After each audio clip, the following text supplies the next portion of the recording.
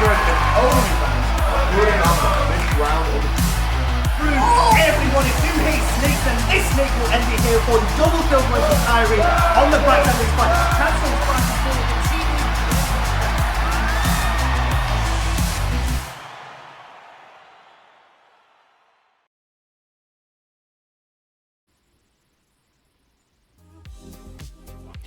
Welcome everybody to the University Esports Open Valorant broadcast. I am Hannah and I am joined by Bigfoot. Say hello, sir.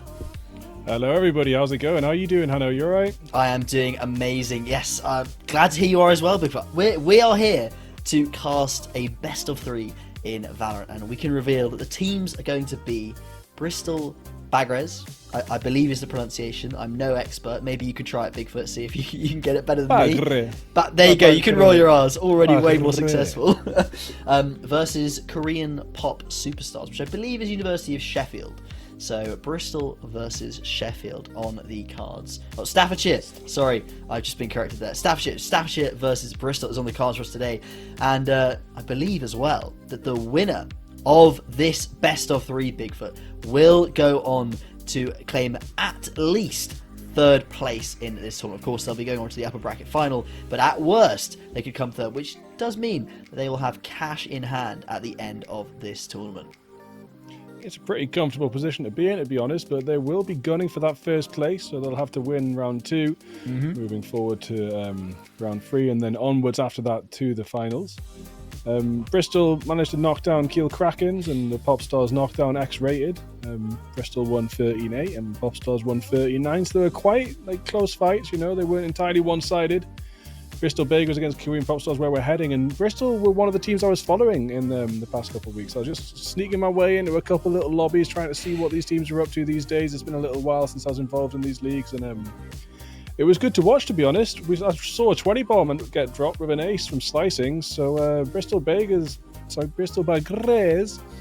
pretty good team. And I didn't get a chance to watch Popstars coming into this, but they, looking at their stats and previous standings and stuff, they seem to be doing really well right now, so I think we're in for a bit of a match. I mean, there's a few things pointing towards Bristol Bagres here as the favourites. They are coming in as Seed 1, and we should be able to show you the bracket in a second here. They are at the top. Of course, they played Kiel Krakens, who were Seed 8. So obviously the favourites in that one. And now they'll be playing Korean Pop Superstars, who I believe are Seed 4 coming into this playoff stage. So Bristol are the favourites. Additionally to that, they, I believe, came 2nd last season, so they are gunning for that top spot, and they do have that previous playoffs experience of making it to that final. So they're definitely going to be gunning for a win here in this best of 3. But I don't think Korean Pop Superstars are going to let them get away with it too easily. They did shut down X, as you say, 13-9, and I'm sure they'll be looking to do similar scorelines here in the best of 3. But again, I believe this is the first best of 3 that teams have played this season, so this will be quite telling to see how the rest of the playoffs will go for sure. Yeah, and Korean Pop Superstars, they've been a team since the 2023 summer split, which they've won, and they've gone at least top 8 in all other university competitions, including top 3 in NSE in the most recent winter splits. They have been doing pretty good. Unfortunately, did not end up in the lobby with them in the 2 weeks leading up to this, so it'll be the first time that I've seen this lineup play. I have seen Korean Pop Superstars back in 2022, but we're talking about a whole bunch of different players now. As students come and go from universities, some of these lineups change around quite a bit. Here we have the roster here. Ray's on the slicings. That's the player I said I saw catch an ace and a 30 bomb on Lotus against PHL a couple of weeks ago. So that's a player to watch out for, as well as saw some really, really high kill counts from Coleman too coming into this. But the mystery players I haven't had a chance to watch recently: Diamood, Nuka, Zion, Dash, and Zen. 5 players that we're going to be watching out for. I mean, they've played well to get this far, so they should be able to make at least a fight for Bristol Bagres. Yeah, from what I've heard, I believe Zen is the star player to watch out for on that Korean Pop Superstars side, and not playing the duelist from the looks of it. And usually expect those star players to be on that aggressive duelist pick, but maybe we'll see something different today with Zen on the I think the initiator and the sentinel sort of flex pick. We'll have to wait to see when we do get to the maps as to what Zen is going to pick up there, but that definitely a player to pick out for. And again, even I've heard the name Slicings before. Yes, you mentioned the ace before. I'm sure Slicings will be delivering many a clip during these potentially up to 3 maps that we do have tonight, and it will be a pleasure to see as much of him as we can.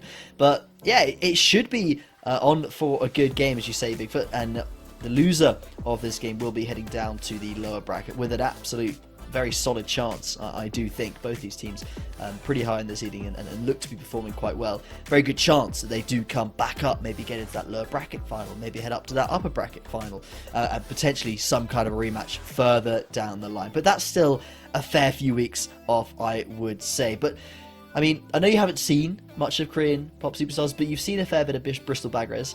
Would you be predicting them? You know, they are on the numbers, on the stats. They are kind of the favourites coming into this matchup. But would you say that they're your one to win here? Probably from what I know, but with the full information, I might make a different call on that. Slicing's got an ace in both games that I watched. Okay. And one of them was like pretty clutch. I think it was 2 players down, and then the rest of the team died, and the next 3 kills came in clutch there. So yeah, definitely got a really powerful duelist on the side of Bristol Bakers, but like we say, keep an eye out on Zen, the one to watch. We've been told to keep an eye out for this player moving forward, and interesting to see what they pick as well. It says in their team notes here they've got some of the strangest role players that'll switch like Sova to Viper, etc. Like just all mishmash on their positions. Sova to Omen or Raze to Viper. Like we've seen some mishmashes like that, but when I was watching Bristol, it did seem pretty solid that Slicings would play on the Raze, and then Japanese Denim was on the controller role. Coleman, Killjoy, a lot of Killjoy, some really, really good Killjoy from Coleman actually. A 4K and a pistol round I saw playing off the back of their util. So I'm glad I managed to get into some of these matches leading up, because these are quite a few new players to me. Haven't seen many of these players play before, so it's been nice to get to know them. And I do expect a lot from tonight, and I think Korean pop stars are going to have to keep their game together and have some strats if they want to overcome Bristol. Yeah, and obviously one thing to mention for Korean Pop Superstars is a lot of these players are in their 3rd and final year of university. So unless they make some crazy decision and decide to go for the PhD, the Masters, or whatever that some of us may be doing, but they are going to have pretty much one more shot at claiming a spring title. Of course, there may be summer or something later down the line for them, but if they want to get a real main season event title, this is their chance now to put themselves in that upper bracket by beating the favourites here today and potentially make their way to that grand final if they can win that one as well. So it would be a good opportunity for Korean Pop Superstars, and potentially they're feeling that pressure now. This is their last chance to show themselves off as a top contender for this title, right? Yeah. Just going to take another look at the bracket here. I don't think they've been fully updated before, so now you see it. Bristol against Korean Pop Superstars, Royal Bears against PHL there moving forward. And there is, of course, the lower bracket as well to move forward through. Those big ones on the right, that will be the final. So for Bristol, it might be just two games to secure their place. Moving forward.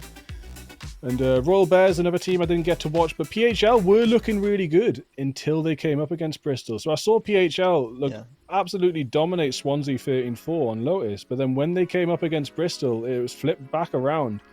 And Bristol, that was the game where Slicing's got 30 kills. I mean, 30 kills from one player is it's quite a difficult object to surpass. If you're PHL facing up against that, you got to be able to shut that player down, and that is not always easy, especially when it's a player of Slicing's caliber. One thing to mention from that bracket as well, Royal Bears, I believe, are the 2nd seed coming to this event. They will be playing PHL, and if everything goes as expected today, that will be the upper bracket final next week, potentially Bristol vs Royal Bears. But maybe Korean Pop Superstars, maybe Staffordshire, maybe they can upset this top seed. Again, this should be quite an interesting best of 3, as there is a lot on the line for both of these teams, and they're both, I'm sure they're both very, very keen to take a quick victory here. They don't want to be playing, I'm sure, as people have experienced before, those lower bracket games can be a real slog.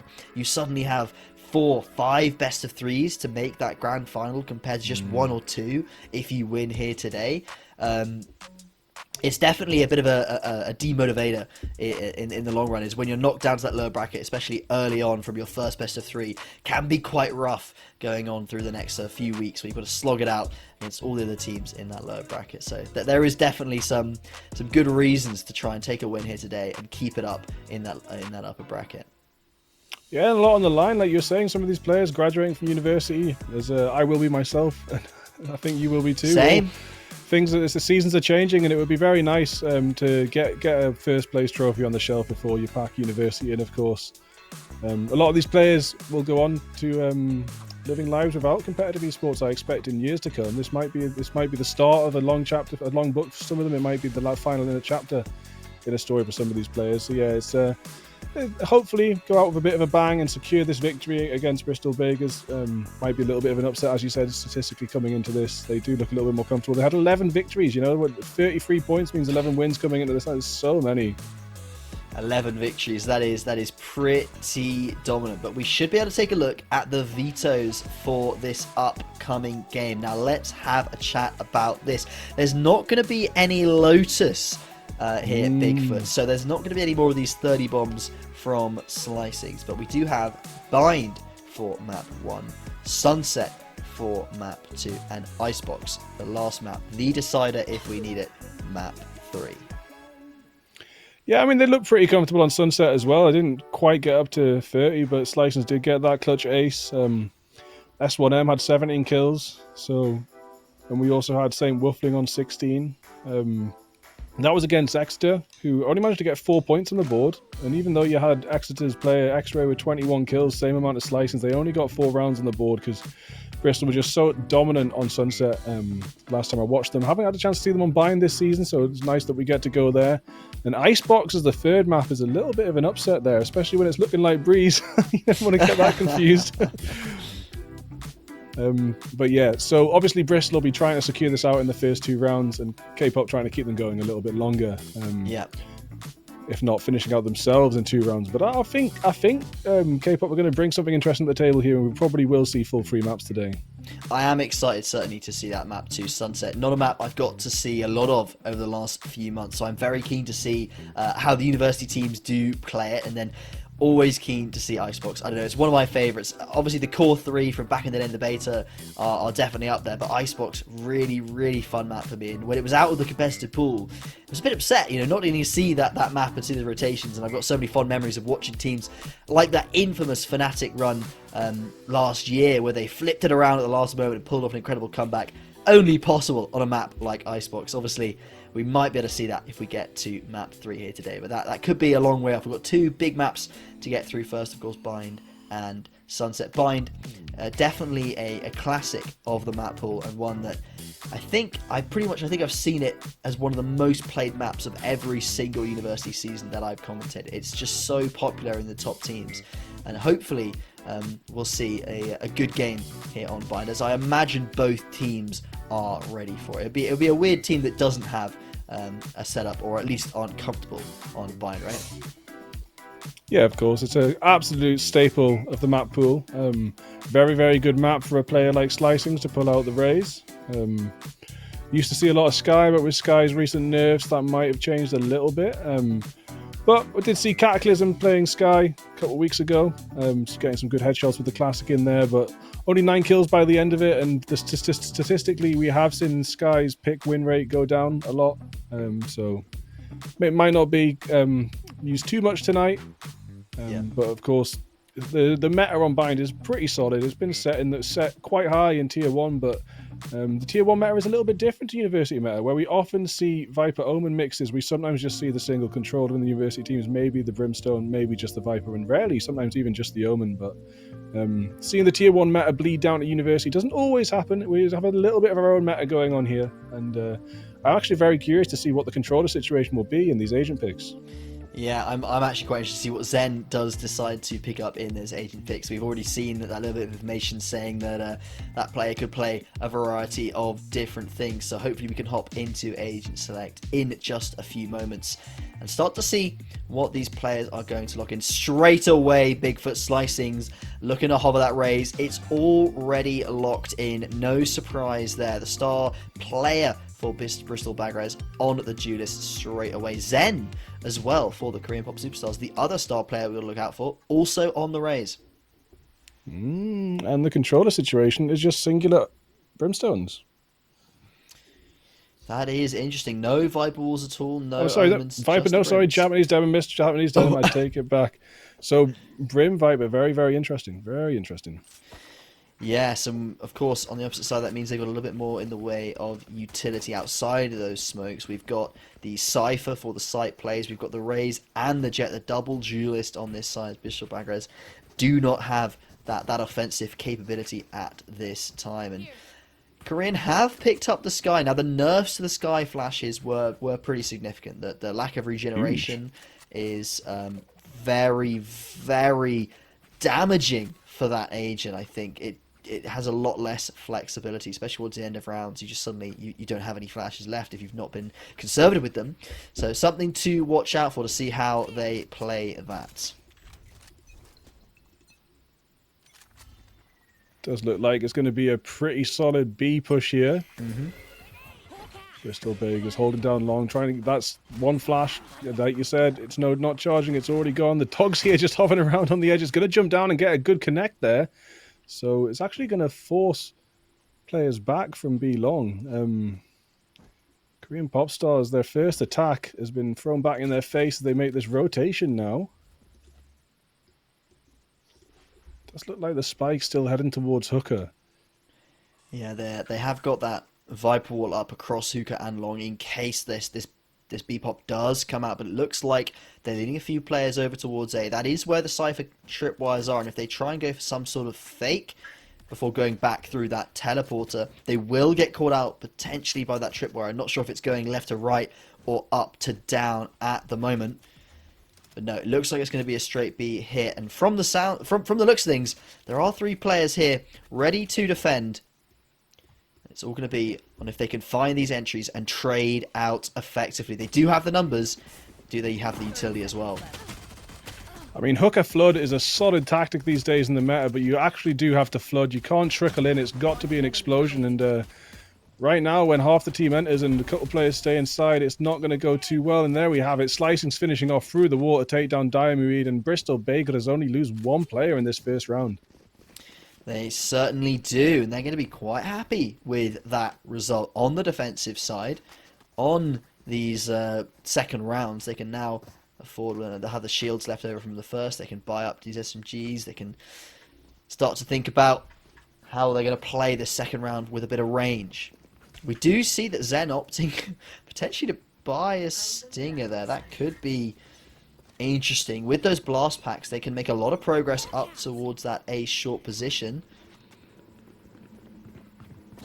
Going to be a bit of an explosion here on the side, but in this save round, got to get these early picks off. They've taken so much space, but still 5 players standing for each side. We've got Zion making this push with the Stinger. The further back Zion gets, the more likely they will be able to catch someone off guard. Slicing's right here, though, and coming up against Slicing's, no matter what gun you've got, Slicing's, yep, easily takes down Dash. Coleman takes down Diamond and Zen. Dash managed to get 1 kill there, but yeah, finally, Coleman's going to finish off Nuka, so washed. And yet again, Bristol only used 1 game. They're going to be very happy with that 2-0 start, not really losing 2 players, as you say. They're very important to keep that up. I think a lot of teams, they get quite confident in that second round, don't they? They start running down players, they start chasing for those kills towards the end of the round. Very rarely worth it, because taking a little bit of damage or even losing just 1 gun can be a little bit upsetting to that economy, especially going to 3rd round. You don't really want to buy up a gun in 3rd round. You'd rather just keep yours, play the bonus, and see how you can do with those SMGs. But this is the chance now for the Bristol Bagres to solidify their lead. If they can upset Korean Pop with a victory here against these full potentially this full buy, they should be able to secure a couple more rounds and cement a lead here in the first half.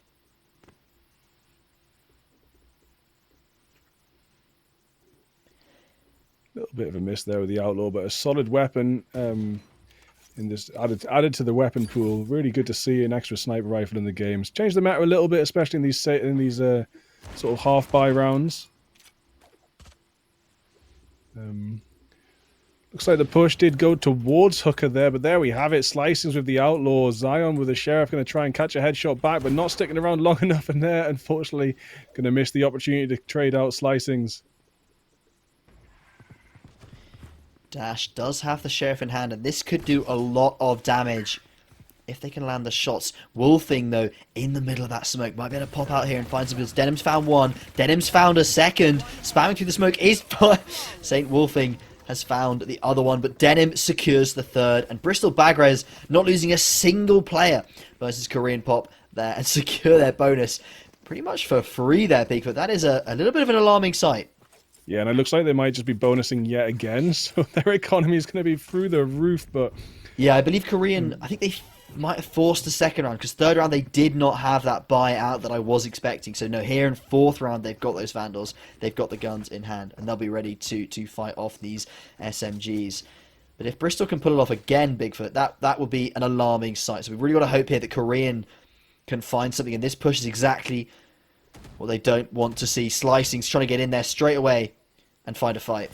Wow. Yeah, and three of Bristol haven't even died yet in 3 rounds, so extremely comfortable start to this map for them. Newcastle Watch will take down Slicings that overextended a little bit too much there. Saint Woofling is right here as well, so now this overconfident early push is being dissected by Korean pop stars, who do lose one player there. Diamu does get taken out, but Zion's there ready to trade, and it looks like Sight is going to be completely free to take, with only Coleman standing deep in the trenches over there in spawn area. It's a tough peek. Go down fairly easily, and what an easy headshot there for Zen. Zen makes it look easy. Lovely little position there to hold CT. Very, very difficult for anyone to clear that as you walk out CT. There's too many other angles to look at. Really nice positioning from Zen. First kill of the game, surprisingly, but that does put Korean Pop on the board. Bigfoot. Very important to get at least a couple of rounds off the bat here, especially when you're playing into the bonus round like that. When they've got SMGs, this is your best shot at a round. Here's the real tell, though. Of course, I always like to say the first full buy round, both teams with all of the guns that they want. The Vandals in hand, the Phantoms in hand, the utility that they need. Problem for Korean is that Bristol Bagres have already got an ult up over here on Sim, and that Sky ult, that hasn't been nerfed. That is still incredibly powerful if used in the right place at the right time. And it looks like they want to try and maybe make a play towards long here. There are only 2 players there, and they could get a couple of picks with the fast push from the Rays. Potentially a Sky ult. That could be crazy powerful. Yeah, taking this early space with some util is going to be good, but the spike's still down, so they are still playing the default attack, trying to get this early picked before making a decision of where to go. Does look like Diamuid's going to go pick up that spike, but whether Diamuid's going to come back to B or move around is another question. Got Newcastle Wash just hanging around next to Garden, just on the other side of the wall to Sim. They're so close, but looks like Spike's over towards Hooker right now. And there is another player. We do have Zion making their way up B long, so does look like it will be a B execution right now. Satchel into sight. Zen starts looking around, but Woofling gets 2. Zion managed to pick 1 up, but Slicings is there as well. Dash takes down Coleman, but only 2 players standing now for Korean Pop Stars, and the spike's down on site. That's a really nice side defense, and with 12 seconds left on that time with the spike down, as you say, Bigfoot, this round is over and out. Bristol Bagres perform a wonderful B-site defense there. Only 2 players there, not much in the way of utility. Doesn't matter. They shut those players down as they dash on into sight, and Korean Pop, they are not able to build any momentum off that. They found their 1 round against that bonus, but straight away on the next rifle, it's straight back to Bristol Bagres, who still have actually that Sky ult, and they're very close to the Cypher ult on Coleman as well. Getting a little bit of a monopoly on these ultimates, although Korean may be able to match that soon with their own Sky, to be fair. Still only 1 death. One death there for Slicings, one death for Japanese Denim. 5 rounds in. Diamood's died 5 times, unfortunately, so it's looking a little bit different on the other side of the scoreboard here. But what are you predicting kills-wise for Slicings? Oh, 30, I'll have to 25? see, mate. I mean, 35? We saw 30 off stream. Let's see. Slicings would definitely be happy with 30 on stream. The dog goes through the TP, gets a lot of info. Now Slicings is going to try and ult out of the. No, this is the terrible. Taken down by a bunch of Util then. No. Doesn't get anything off the back of the showstopper. Will get a grenade out into lamps as well. In the bathroom. They're stuck as well. in here. But taken down from behind. So all that util actually goes to waste as Diamu's there making a lot of damage on that back line. Bristol Baker is losing 2 players now. I love this rotation from Korean Pop. They found the 2 kills on the players that came to teleporter, and because those 2 players came through the TP, they know for sure that Long has got to be clear here. There's no way that Bristol will commit more than 2 players towards Long. That nuke is perfectly on spot. St. Woodley comes out, and Dash is holding it. That is terrible news for Bristol as Korean Pop have the site, start to get the plant down with that spike, and the flank is coming out from the Cypher already. Dash has found 1, just 1 left for Bristol. It's Dash versus Coleman, Cypher versus Cypher, and it's a bit of a long-range fight here. I think Coleman's just going to opt for holding Spawn for exit frags, and, you know, you're in a 1v5 situation, probably is the right call. Dash is going to set that camera up there, but yeah, it does look like a full save from Coleman, but yeah, maybe it's possible that Diamond can work his way all the way around the map to flank, but I don't think it's going to happen. Coleman's just going to hang around in Spawn here, get that Phantom saved. You know, for a team that had such a strong economy, it's not going to be much of a dint into it as they lose this round, but they were looking to steamroll a little bit further than 2 rounds ahead, I think, so I have to think about what they're up to right now.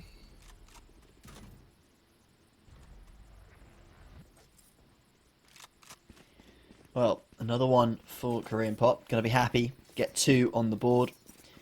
Their economy is actually looking quite nice as well here because they had that blip in the middle. They did have to rebuy, but that doesn't really matter because next couple of rounds they should be okay. The credits are looking quite comfortable. Even if they lose here, they should be on 5.5, 6k on most of their players. Quite comfortable here. So even though the lead is in favour of Bristol, Korean definitely in a little bit of more comfortable situation economically, and very important to see how this round does play out here. They get a lot of info off that Sky Flash, telling them that there are players in towards showers here, and Sim playing very far forward, gets 1, looking for more, does break the boom, but finds the second. That's huge. There's a kill onto Zen as well, and there's 1 more out there, but Sim gets out. That is a beautiful play.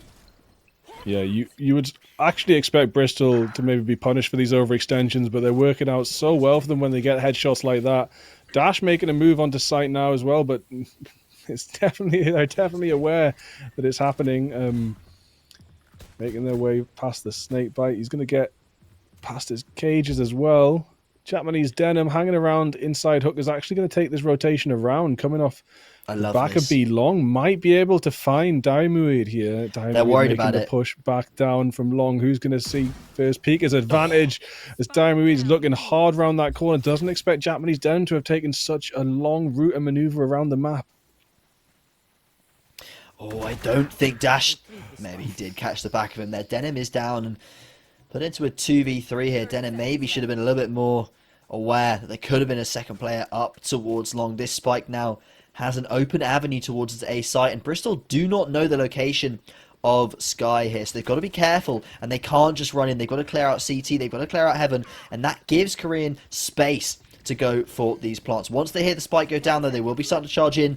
The Sky ult is huge here, and it will find both players, tell them exactly where they are. Oh my days, what a shot from Snooker Soul Wash there. Slicings does manage to trade out, but if Wolves can finish this off, nope, it's not at all when Slicings is on board. Easy kills for Slicings, and Bristol Baker is going to get another defuse here, solidifying their lead by 1 more round. Exactly what they wanted. They came in hard. Defense was looking so solid. It looked like they were really trying to get a solid lead, but Korean Popstars getting a couple on the board held them back, so they'll be comfortable coming back themselves. I really, really like that push from Denim there. Knows the player has come out of Garden, drops the snake bite on towards that Long just to put a little bit of hesitation in their step. Knows that, not all of the players can be towards long. They've heard stuff on other parts of the map, so they can drop that snake bite and then they can start going for that flank. Their team is rotating through the spawn. They can start to head towards elbow. They've got so much time before they actually have to pull off a retake if the spike did go down. Really nice decision making there from Denim to choose that long route, that like end round play rather than going for the immediate kills, not greeding as you would often see. I think a lot of university teams, once they get contact, they start to fight. They don't necessarily think about what the end round situation is going to look like. So nice stuff from Denim. Very, very passive round here though from the attackers. We've not seen this at all so far this game, but they are sitting right back waiting for the push, and this is the first round that Bristol's not going for it. Yeah, they just, it was Sim and Slicings having a little scope around in Hooker, but they didn't really push too far out. They didn't make it as far as the Sands, and as we see all the Korean pop stars group up here onto A. Zion playing by themselves in bathrooms, showers. Japanese Denim takes out Dash as Dash makes their way onto site, so Bristol Bagers with all their team coming here, it's going to be a 5v4 retake if that's if the spike even goes down, but oh my days, Huge Zen flash. taken down so low, but gets 2 kills off the back of that smoke in the flash there. Nuclear Wash is going to get one as well, so now Coleman pushes onto site, trying to catch someone off guard. Will get a little tickle onto Zion, but Zion's still standing up in hand. Trying to clear these angles, but there's a few too many players on site. Will get traded out, just the one player left, and that is of course Sim in towards that Lamps position. Knows where a couple of them are, but this is such a difficult angle to swing. You can't just swing one player at a time. Zion's holding the angle.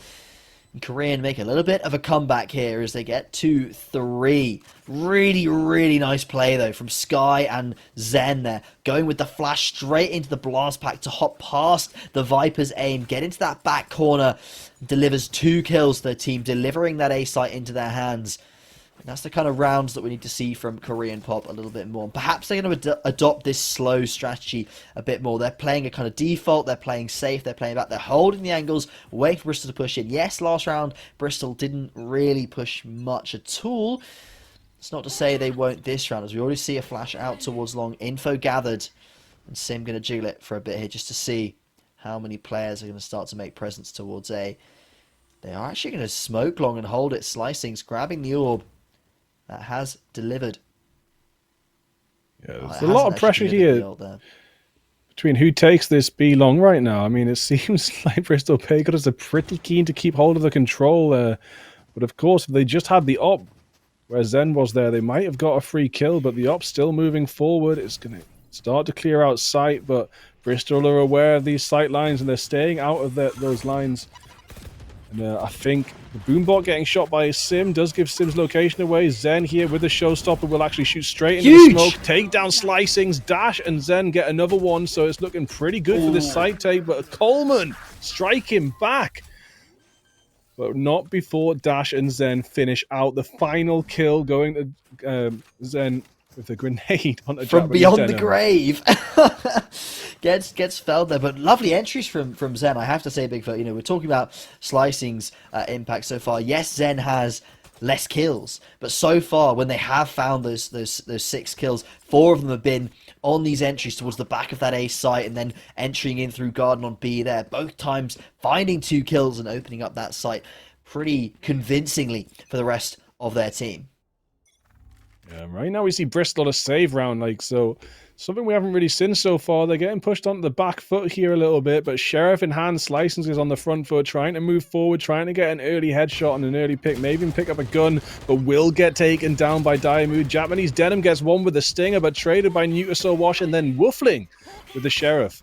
So, considering it's a save round, that's a pretty comfortable start. 2 for 2, and also we've got Nuclear Wash on only 40 HP, can't hear himself, so yeah, nice start for Bristol Bagers.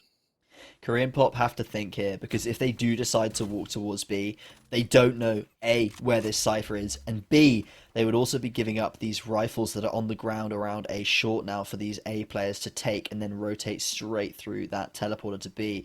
So really they're kind of forced to either hold here and wait for a mistake from Bristol, or they need to push on in and take A, because then they can actually hold those guns to the best of their ability. And Zion, as this smoke phase is going to start to walk forwards, that cipher gauge gives away to Bristol where They're thinking of going for this site. This AWP is so exposed, though, stuck here in the middle. Doesn't land the shot. Wolfling's found one. He's traded out, but still, look how low this Korean bot player is on Sky. And the rotate coming in. Cypher's here to deny it. Oh, unfortunately, Dash will be the one with the sprays as Coleman misses with the Sheriff. So Newcastle Washed is going to get the spike down. And of course, it's only Japanese Denim standing for Bristol Bakers, who's making his way through Hooker right now. Newcastle Washed on very low health. Might be possible to get a kill here.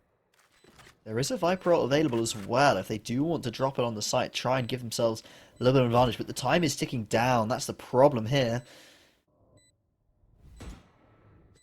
Yeah, it needs to do something, whatever it is. Something has to be done. Can't have spent all your time in Hooker. But now with that information there, could be possible to jump out and get one. It's one, but it won't be two as Dash trades out. Excellent duo play there from Newcastle Washed and Wolves. So they play together to secure that final kill and get that spike protected. Good discipline there, indeed. Yeah, to play that 2v1. You know they have to jump out of hookah, and you can absolutely just swing together there off the contact. Nice stuff, and a good recovery from Korean Pop. I have to say, a little bit worried there when we were looking at 3v3 with Newcastle Wash down on 40 HP. As you mentioned, starts to get a little bit dicey. But no, Bristol Bagres cannot pull off a Miracle Eco there. And they'll have to see what they can do now as these scores are equaled up. They do get attacked. I don't even know if they saw them through the smoke, but that was very quick reactions if they did. Plenty of ultimates up and available here. And actually as well, Korean Pop have been given showers this time around. Bristol Bagres, they really enjoy playing this 3 towards B setup, really heavily trying to keep this B long control and giving up showers because of it. That obviously they've still got Cypher in defense on A, which does give them a little bit more of a safety net on these pushes, but potentially Korean Pop could exploit that later in the half, get a fast A pop out. There might not be much of a defense waiting for them. Yeah, I mean, Sim and Slicings look pretty good together with this front line, defensive front line. They've made some good pushes together. Sim has actually managed to just get the first little bit of info here. Dicing with Def doing these jump peaks. Diamood's going to send out the Molly, and doesn't really do much. But Slicing's making a push out with the Showstopper, going to do a tickle of damage, but not much there, unfortunately. Slicing's thought he had the read on them, but they managed to make their way out of the line of fire there. Coleman on the back of sight, not going to walk into the line of sight. It does look like it's going to have to be an A execute. 22 seconds left. Let's see if they can get away with this, getting onto site with their lives. We're walking into a tripwire. Will be the end of Diamood there. Newcastle Wash made their way onto site. Have managed to get a blind off, so the spike will go down with 10 seconds to go, but Wolflin takes down Zion and Slicing's grenades. Newcastle Wash. Lovely shot. And what a shot there from Wolflin. Another one? Looking for another one. Easy. Triple kill for Wolfling there, and yeah, a great nade from Slicing's landing on top of that plant. So that's the one thing with the spike, when the time is down like that, and they have utility to chuck on top of you. Very difficult to get out of that alive. Bristol Bagres secure 6. And every possibility here that they do take the lead in this half with 7. They do have pretty comfortable buy. They are trying to juggle around the guns here, I think, to find a buy for Denon. Now, that has been achieved. Korean Pop, they have their own, but Diamood on that Spectre, not exactly what you want to see. They're leaning very heavily towards B, and this round, Bristol only have 2 here. One of them is this Viper, who does have a lot of tactics with that ult, dropping it towards long. Bristol will be worried here. That's where the push is actually coming in as well. They can't keep pushing up through this ult. It's a solid tactic, because once you take out the Viper, you know, you're laughing, but I think it's actually going to be the Viper doing the... No! Oh wait, Japanese Denim gets one. Dash gets Japanese Denim out. Very, very good trade there. Now they can storm site. You know, people tend to play off the back of that Viper's pit being a secure area of the map, and they can go elsewhere. But if you can take down the Viper, as was done, you do open up so much space. And now you see the retake coming in from CT. But 4 players of Korean Pop Stars are standing on site, and they're looking pretty comfortable, with even Zion having the time to make a rotation through to Hooker. So this could be an awkward angle for Slicings and co as they make their way onto site. See, they think they've cleared Hooker now, but Zion's going to be there in a second.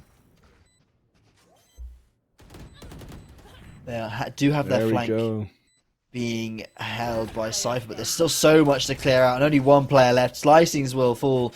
Really nice round from Korean Pop, identifying that with that Viper Pit, if they walk in as 5, maybe they lose 2, but at least they'll probably get the site there with the 3v1 left over. And they managed to get through with just 1 loss. Really smart play, to be honest, from Dash to walk through the back of that Viper Pit, expecting Viper to back out instantly. 14-6, that Cypher right now. That is a strong scoreline. Attack side Cypher. Yeah. Fragging out 5 times, 5 often. kills more than Slicings, our famed 30 bomb dropper from a couple of weeks ago. And you've got an attacking It's a different Cypher. game. It's a different game in the playoffs bracket, you know. Yeah, man. Best of 1s, anything can happen, people. But here in best of 3s, you're playing against good teams. None of these players are slouching. Dash definitely putting on a brilliant performance so far, but all important now, the second half. Here we are in the pistol. Early contact towards this Showers area. Sim and Slicings, they're going to be pushing in. They've been a dream duo over towards Long. And first tap straight away onto Zion. Yeah, really good there. And see a similar sort of duo on the side of Korean Pop Stars. You know, you've got Zion and Yukaso Wash playing together. Sometimes Zen joins the mix as well. But that's the big difference between Korean Pop and Bristol Bagel, because they've got the Korean Pop with the double duelist. And then, of course, Bristol Bagels with the double controller. It's quite different setup. Really good push there up A short to heard the spot, the Sky dropped the dog there and just ran out and tapped them. Ran straight past the dog. Nothing it could do. Korean Pop right now in a man advantage, in a 2-man advantage, and looking for more, but Slicings has found both of the last Bagras players towards the back of that site.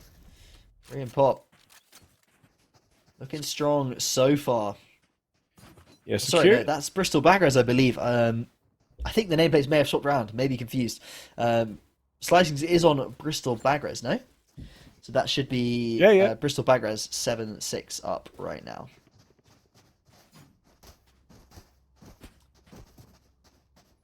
Well, as we go on into the second round of the half, I'm seeing some Bucky buys. And nice. I don't know what they're memes, and one of them isn't, and I love this.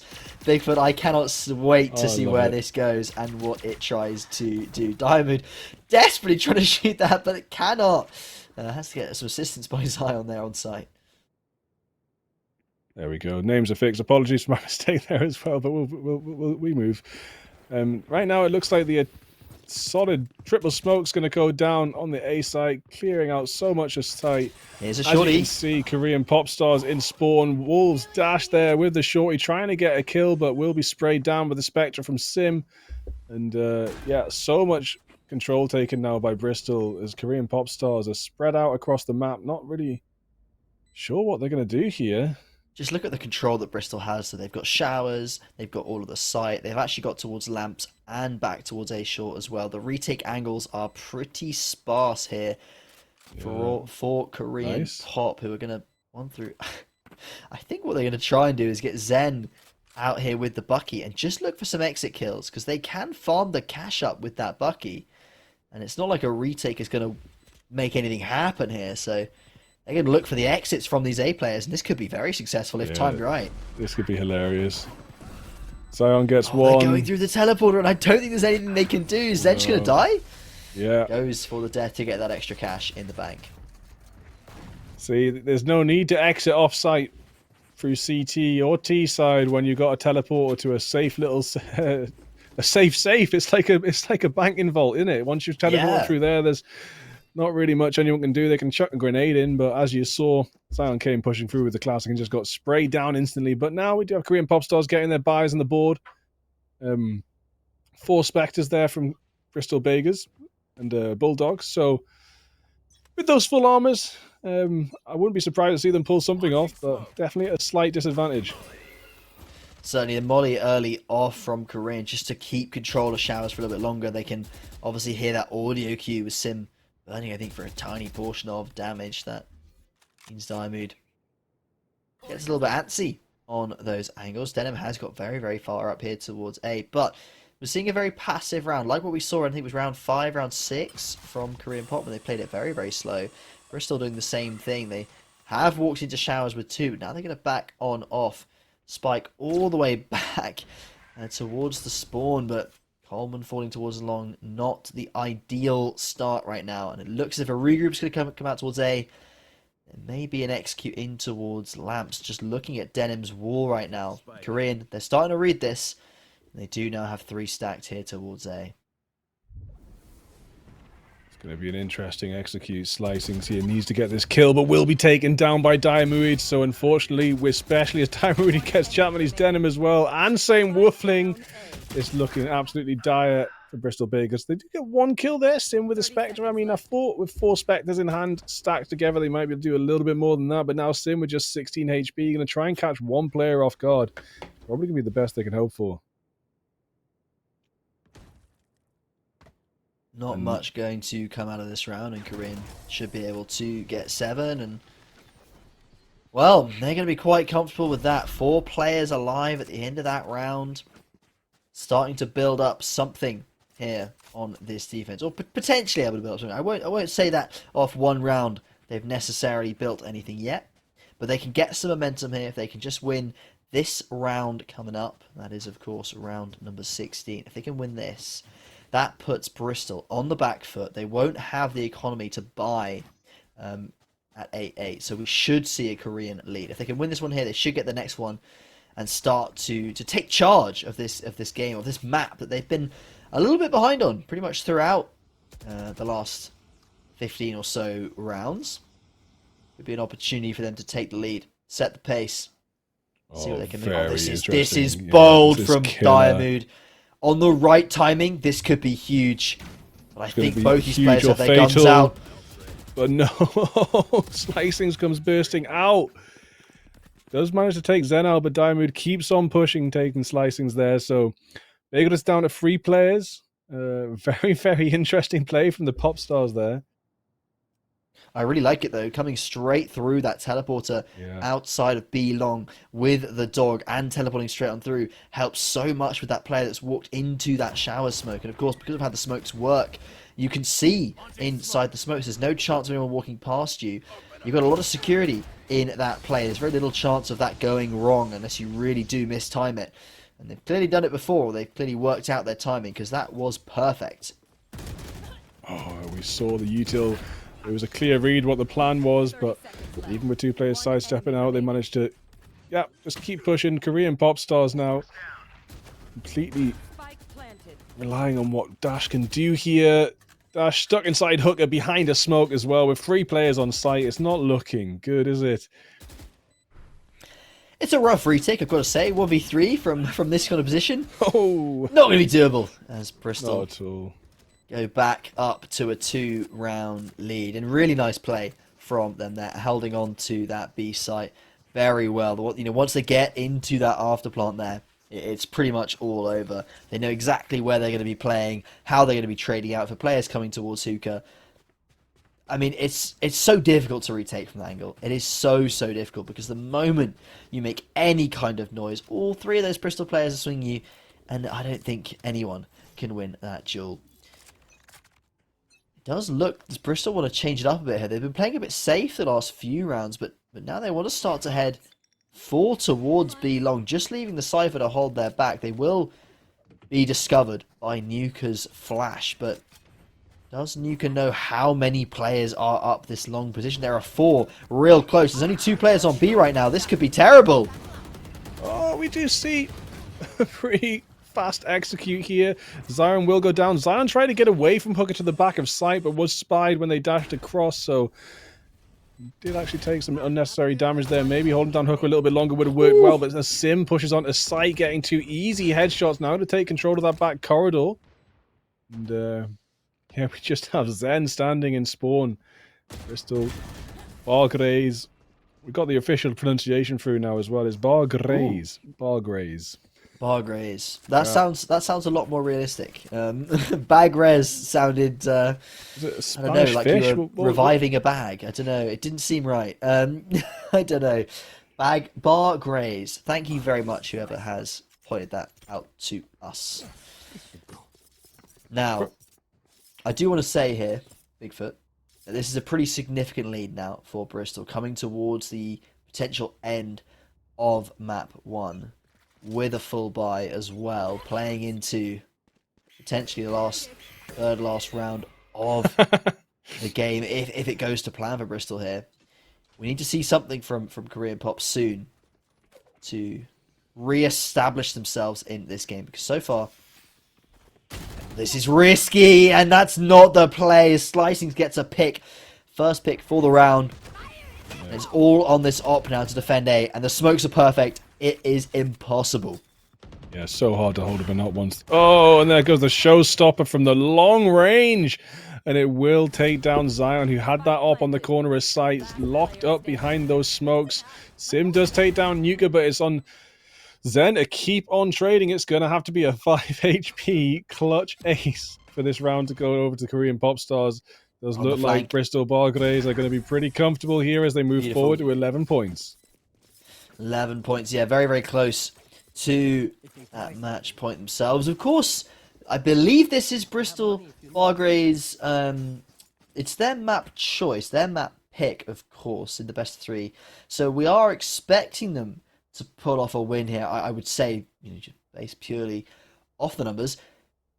And it has been a pretty nice game from Korean Pop so far. Finding 7 is pretty good, I would say, on your opponent's map pick. So when we do head over to map 2, which I believe is Sunset, we might see Korean Pop put up a really strong game. This could indicate maybe going to that map 3, and I would like to see it. Again, Slicings has taken that top spot on the scoreboard, 14 for 9 right now. Bigfoot was lagging a bit behind, but has managed to catch up with Dash, 14 for 12 on the defending side right now, and there's no telling to what heights Slicing could go in this game, but I suspect it won't be a 30 bomb just yet. Yeah, and it's pretty typical here with the economy on Korean Pop Stars. They do have the timeout to get a strategy piece together, but they don't really have a buy to piece together, and it does seem like maybe Dash is going to be buying that Vandal there, so one of them is going to be is Dash going to be playing a Vandal and no shield, or dropping that out for someone else? It's certainly a bit ramshackle. They could buy small shields, but yeah, maybe Dash is just supremely confident. Info instantly given that there was an A push going as that camera is shot out, and really want to see Korean go for some similar plays to what we saw before, where they popped out towards that shower position. They've got to find some info early on, because at the moment they're going to be walking into a very hefty buy. Slicings gets tickled with a grenade there from Zen. It's still not going to do too much damage. Same Wolfling hanging out around Hooker by themselves. Might be starting to get a little bit of info. Trying to look for some info at the very least to see if B can be a push, because Bristol have now rotated away from A site, all of them leading towards B. Long looks pretty clear as well, so they're tiptoeing. They're tiptoeing, and when they get the information they need, they're probably going to stampede onto B. We do have 3 players from K-pop. Yeah, but the buy's not great. I mean, they've got a Sheriff here to try and hold off this Long. That is not a great angle to have when it's Japanese dead end peeking you. Slicings gets so much space, but hasn't found any of the other players. They're going to start wondering, where is this B defense? Got a little bit of info there. There is one bazooka. That's hilarious. I had no idea where those shots came from. Oh, it's a big hole. Oh dear. I mean, that was absolute carnage. I didn't expect K-pop to still be standing here. Spike will actually go down, but Wolfling's on very low health and will be taken down by Dash there. So an excellent comeback here for K-pop. Looking really comfortable. At one point, once the entry started from Bristol, it didn't look like it was going to go their way, but they managed to claw it back and stop Bristol Big was marching towards match point. Yeah, Bristol, they still need 2 more rounds to close it out, and Korea have shown that they can provide a very strong resistance there, even with the low money that they did have there. We were talking about the defense having, Sheriff, Guardian, I think it was a couple of Stingers, and then that one Vandal on Dash. Comes out clutch, as Dash does secure 2 very, very important kills there. Big Flash gets the info. And Bristol's been really good at this, using those Sky Flashes just to establish where Korean Pop might be playing. Obviously, it's a big investment. You only do get 2 the entire round. But still sometimes worth it. You don't really want to walk onto an AWP or a couple of rifles. Then I'm going to have a lot of info there as well. And what are Bristol going to do with this? Because they do have 2 players towards showers, and they know that there were 3 towards A short. They could have maybe walked out there or tried to go for a sneaky play, but they're going to pause. They're going to play it slow. They got a minute to work with. They might as well use it. Molly goes out in a hooker here. It's St. Wolfling versus the world. No support here, so if St. Wolfling's taken out, there is no one to trade. There was one point there was 3 players in lamps, but that started to spread out a little bit. I think they might have expected to be here. There was so many players in lamps, but now as the util pushes onto A site, I think they're aware that that's what's coming in. The nade goes out. Flash through the smoke. Trademark Flash won't be chased up by a push this time, but unfortunately Zion taken down by Japanese Denim. Control of the poison orb. Sim takes down Zen as well. Sim extremely low HP though. Can be taken out with one little bullet. If that cabbage was a dog, they might not be standing. Yeah, but the numbers very much in favour of Bristol Bargrays here. Korean Pop. They sort of, I would almost suggest that they go for the save here. I think they'd rather go for 4 rounds in a row with goodbyes than try and force this, but they're going to try and go for it. Bristol Bargrays will take that 1 kill and will be very comfortable with this round. They will go to 12, and we'll be looking at match point very, very soon. Korean Pop, they've got to bring something out of their bag of tricks pretty quickly, otherwise we'll be on map 2 before we know it. Sim will get taken down by the bomb there, denying Dash an orb, but won't be denying Dash a Vandal skin. Skipping back there to grab that, but yeah, match point now for Bristol Bargrays, so Korean Pop Stars, they don't have another timeout, I don't think, so they've got to use their time they took before, their strat book that they had a flick through. They need to work something out, because right now they need 4 rounds in a row to move forward and secure this map, so we'd be surprised to see Bristol Bargrays just come in with something with a little bit full of force, trying to close this out here and now. And the Cypher setup is going to be towards B, and there are 3 players over here, and this is where Bargrays seem to be leaning, very similar to what we saw at the end of the last half by Korean Pop Stars. And a little bit of info, Flash going in, and the Outlaw has, or the Marshal, sorry, has missed the shots. You've still got to get through these Cypher cages, and these jet knives could be deadly.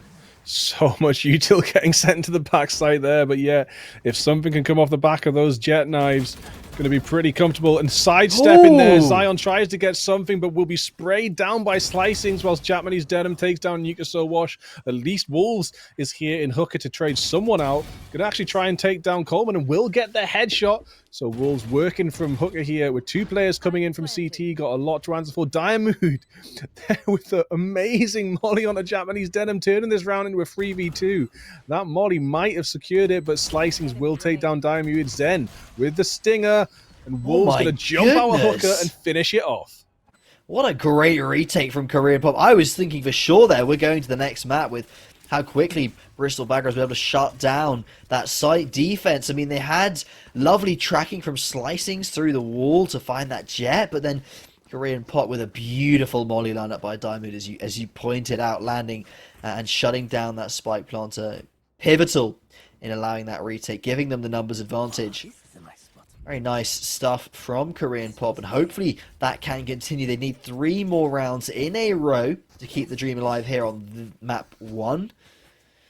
At the moment, it's overtime or a bit Bristol Bargrays win right now, and Korean Pop, they definitely want the former of those 2 options, and they are getting aggressive in showers. That flash is going to give a lot of information over to Bristol about where these players might be.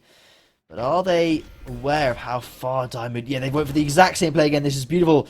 But Bristol has reacted. They have backed off, and they're going to fight this with 3. This is huge from Denim. Zen alone trying to fight now. And it's a 3-on-3. Wow, such an early onslaught there in the lobby. And it will be 2 players down from each squad, as you pointed out. So as they pick the spike back up, they've got some pretty big decisions to make. But since they are so close to A... Wait there, they've lost it was 3-on-3, and while I was talking, they've lost another player somewhere. That would be over in Hooker. So Korean Popstar looking pretty comfortable to take this to 10 points.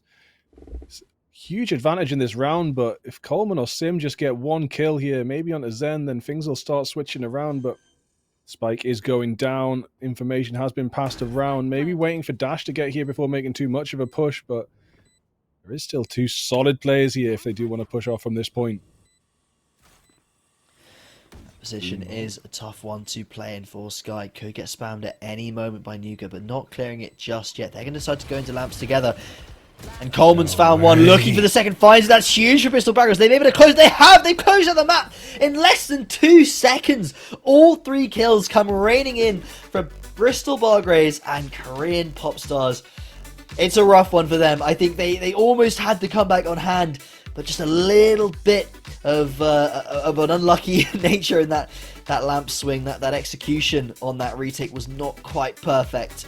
And we do see Bristol Bargrays take map 1. Very, very close there. K-pop could have secured it. You know, they could have had just a little bit more action from the duelist. Maybe they might have been able to come out on top. But when they're on that attacking side. But I mean, it was Wolves Dash, a Cypher player, who was top fragging on the attacking side. You don't often get to see that. So maybe, and we've been told that this team switch it up a lot. Maybe Dash is actually more of a duelist in other comps. We'll have to see what happens on this next map. But yeah, phenomenal stuff there. Closed out at the end there by Coleman in lamps. Really, really crucial stuff. The next map was Sunset, wasn't it? So we're moving on to Sunset next. Now this is another Bristol powerful map for Bristol. Yeah, I saw them 13-4 Exeter. Exeter themselves, very, very good team, have won this tournament before in the past couple of years. So to see Bristol do so good against them on Sunset does make me a little bit scared for what K-pop have to do in this next round. Hopefully it's K-pop's favourite map, as of course this is their map pick when we do get to it. But I think we'll be heading to a short break before we're back with map 2 in just a few moments.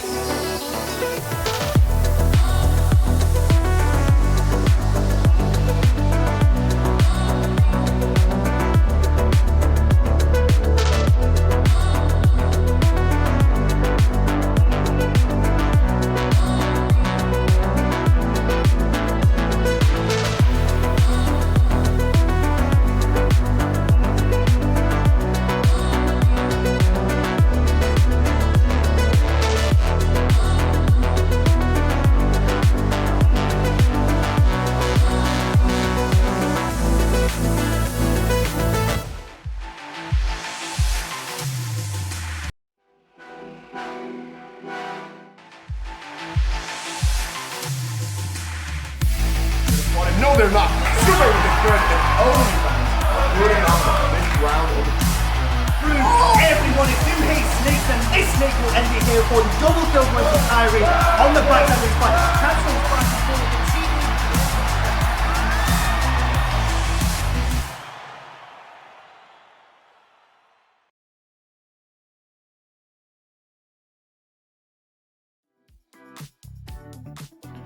Welcome back, everybody. We're one map down in the series. This is University Esports Valorant Spring 2024, and Bristol Beglers have taken the first map. They certainly has. As that top seed, they have secured themselves the 1-0 lead in the series. But I have to say, really good fight by the Korean pop superstars. They did not let us down at all. They put up a really strong fight. They had a couple of nice retakes. I think the second last round as well was very, very low buy for them. They still managed to come on out and beat the Bristol Bagres, who had a full buy at the time. So really promising stuff from them. Obviously, it's Bristol's map pick, so it's expected to go their way. But here, when we hop on over to Sunset, I've got high hopes for the for the Staffordshire side, sorry. Hopefully they can pull off a win here, take us to map 3, which will of course be Icebox if we need it. But Bristol, I'm sure, will be hoping to close this out 2-0 and secure themselves at, I think it's a £200 minimum prize. Of course, because if they win this, they go to the upper bracket finals, and at worst, they could come third after that. So it'd be really nice for them to secure that prize position. Yeah, pretty comfortable position to be in, but of course K-pop superstars will be looking to upset that moving forward. I know this is also another very good map for Bristol.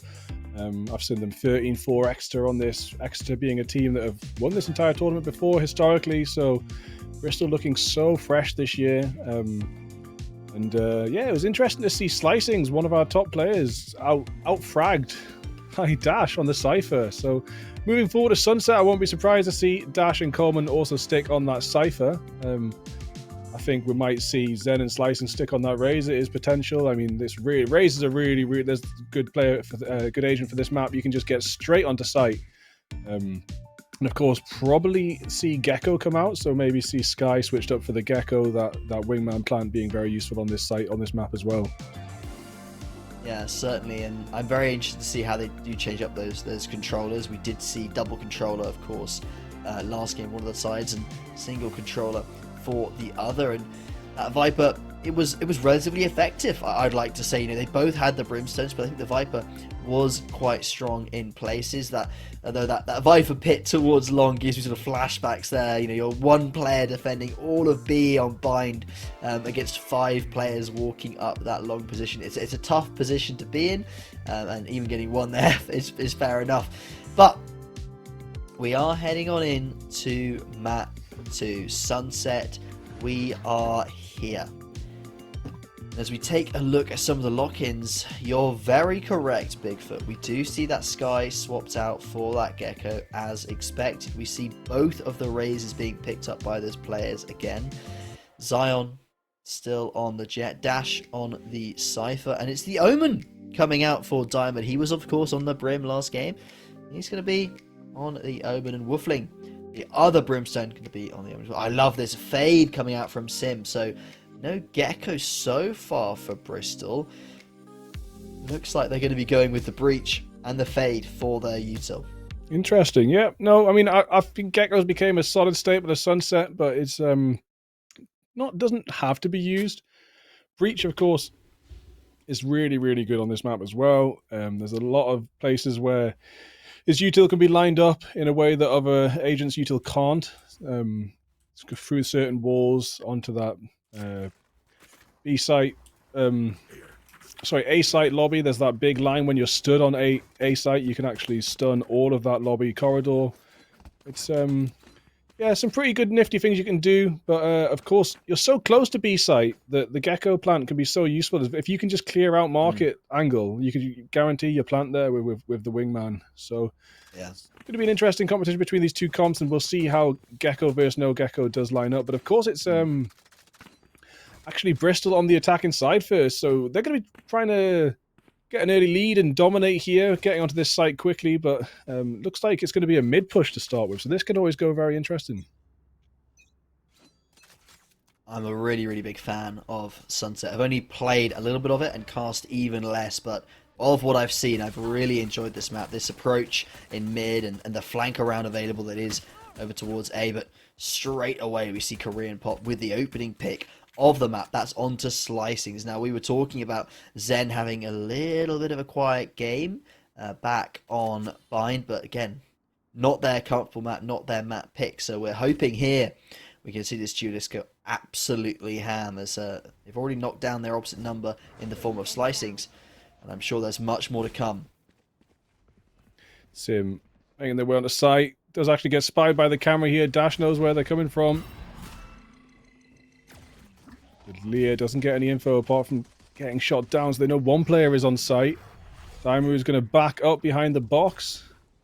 Playing together here as well. Korean Pop Stars making sure they're stood in a similar spot to each other so they can trade out if needed. Woofling takes down Nuka Wash though, so that is going to be one player down for Korean Pop Stars. Of course, Zen is on very, very low health. Zen will just take one bullet to be taken out as well. Oof, and Woofling with a kill on the Zion there, long range, down at 25 HP. Bristol do not have time to rotate now, so it's here or nothing, and the spike is down. Japanese Denim going to send a stun out, but I think going to be seen from too many angles as that cage goes down and will be taken down by Dash. Two of those players for Green Pop very, very low, 5, 6 HP on those players, but yeah, Bristol not able to clean out. They managed to dink the two of them, but not able to clean up the kills afterwards, and that's unfortunately resulted in a bit of a rough pistol round for them. Korean Pop, though, taking the first pistol on their map here. That's got to be a bit of a confidence booster here, as they do look to hopefully fight back here in map number 2, take us to Icebox, and then potentially they'll be able to make their way further on in the upper bracket. But again, they're on the back foot for now. Long way to go. The camera sees the camera. And, always a funny one. You got Cypher v Cypher. Yeah, you two Cyphers looking at each other, but not from their point of view, from their camera's point of view. Zion elsewhere on the map is going to take down St. Woofling. Sim will get 2 kills with a Sheriff, though. So, that might even be an Outlaw picked up somewhere along the line as well.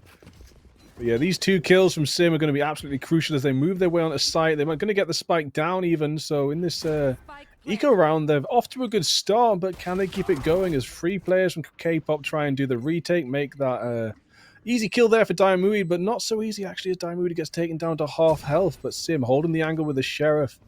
Slicings with a Spectre in hand will be taken down by Nuka Wash, and Zion with the Outlaw. Coleman trades out with the Ghost. Coleman, last player standing for Bristol here, will be sprayed down by Nuka Wash, and K-Pop going to get their second round on the board. Yeah, I really like the little bit of tech there from Slicings. Did you see? Threw the blast pack behind the player that was pushing him. If the player decides to turn around and shoot the blast pack, they're going to get swung and probably die. If they decide to push, then Slicings can detonate that blast pack at any point, force them either into the wall or slightly in a position, just disrupt their aim for a split second, and that may have been enough to give Slicings that little bit of an edge with that Spectre or Stinger that they had in hand to try and get that kill. Unfortunately, didn't work out this time, but it's those kind of small micro things that you can do with those blast packs. They're really, really powerful on this raise. Now, Korean 2-0 up. Got to be very happy with this result so far. They do have a little bit of a bonus here, of course, and nothing really being lent towards A by Korean Pop, and there's a lot of investment. So by Bristol Backers, there's a lot of investment by Korean Pop towards defending this site, and they're not seeing anything. Oh no, if we do see this walk in from the Rays, there's a few too many players here for Zen to shut down, methinks, as Slicings takes his head straight away. Yeah, really good peek there from Slices, but Zion will actually get a kill with the Outlaw there on a Sim. Sitting comfortably on full health as well. Might be able to pick up a better weapon. Coleman, though, with a headshot. Diamud dancing around the smoke. Coleman will come out on top, but then Nuka hits Slicings with a Sheriff headshot. Oh, that's huge! No way! Oh, and Zion still getting kills with the Outlaw here. Japanese Denim on the back of side, going to flash their way out from behind the box and pick up the spike. Do see Zen there. Zion, sorry, with another Outlaw and a dash. Japanese Denim holding down the angle. It's Outlaw versus Vandal, and it'll be Outlaw on top. Wow. Yeah, Zion really showing up here with the Outlaw, finding 3 picks there against a full buy from Bristol Bargrays, who really didn't feel like they got much of an inch in that round at all, which, considering how well they performed on their attack back on Bind, a little bit of surprise here. But again, yeah, Korean Pop, you've actually already got the knives up on the Jet as well. That's going to be very happy with that. Dash, the nice little setup in as well towards B, and Zion getting a little bit aggressive there. Is that the op in hand now? Oof. Yep, Zion's upgraded to an op from the Outlaw. We do actually have Dash with a pretty sneaky little setup on B site as well. There's a one-way to catch this flood off. There is also a tripwire. Let's see what happens with these one-ways. This could be absolutely crucial. But smoke's there. And a lot of util going to push Dash back. Doesn't actually get to make the most of those one-ways. Does get one spray down before being traded out, but Diamood's there alongside Zion. Is going to be absolutely no problem for the K-pop Superstars to get their 4th round on the board. This is exactly how they wanted to start this map out, and so far, so good. I mean, you were mentioning that Bristol had a really good game on Sunset the other day versus Exeter, wasn't it? Yeah. So far, we've not seen anything that indicates that could be the case again here, because 4-0 down, they're looking a little bit like they're struggling. Even on these rounds where they're sort of half buying or have the rifles, they're not making much of a dent in the Korean Pop Superstars deets. That could all change, of course, later on, but so far, they're being shut down quickly and efficiently, and because of that, Korean Pop Superstars are able to build up a little bit of an economy lead. Oh, I really like this from Zion, using that smoke just to see their feet, and because the op is a one-shot kill, you really can't lose a duel like this, right?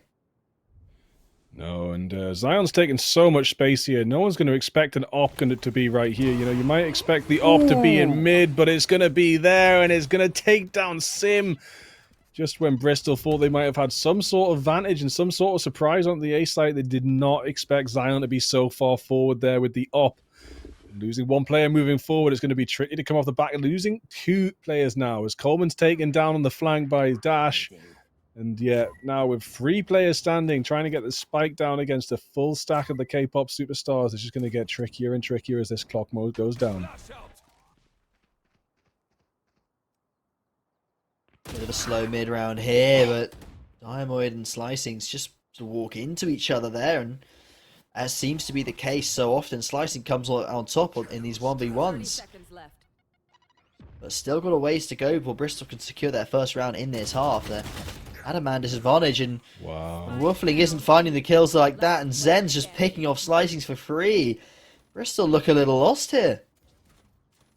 Yeah, they really do. They do not look like the team I saw demolish Exeter just a week or 2 ago. They might be going to Icebox at this rate, mate, unless they can really switch it up. 10 and 1, 10 and 1. 10 and 1. Now that's a performance already.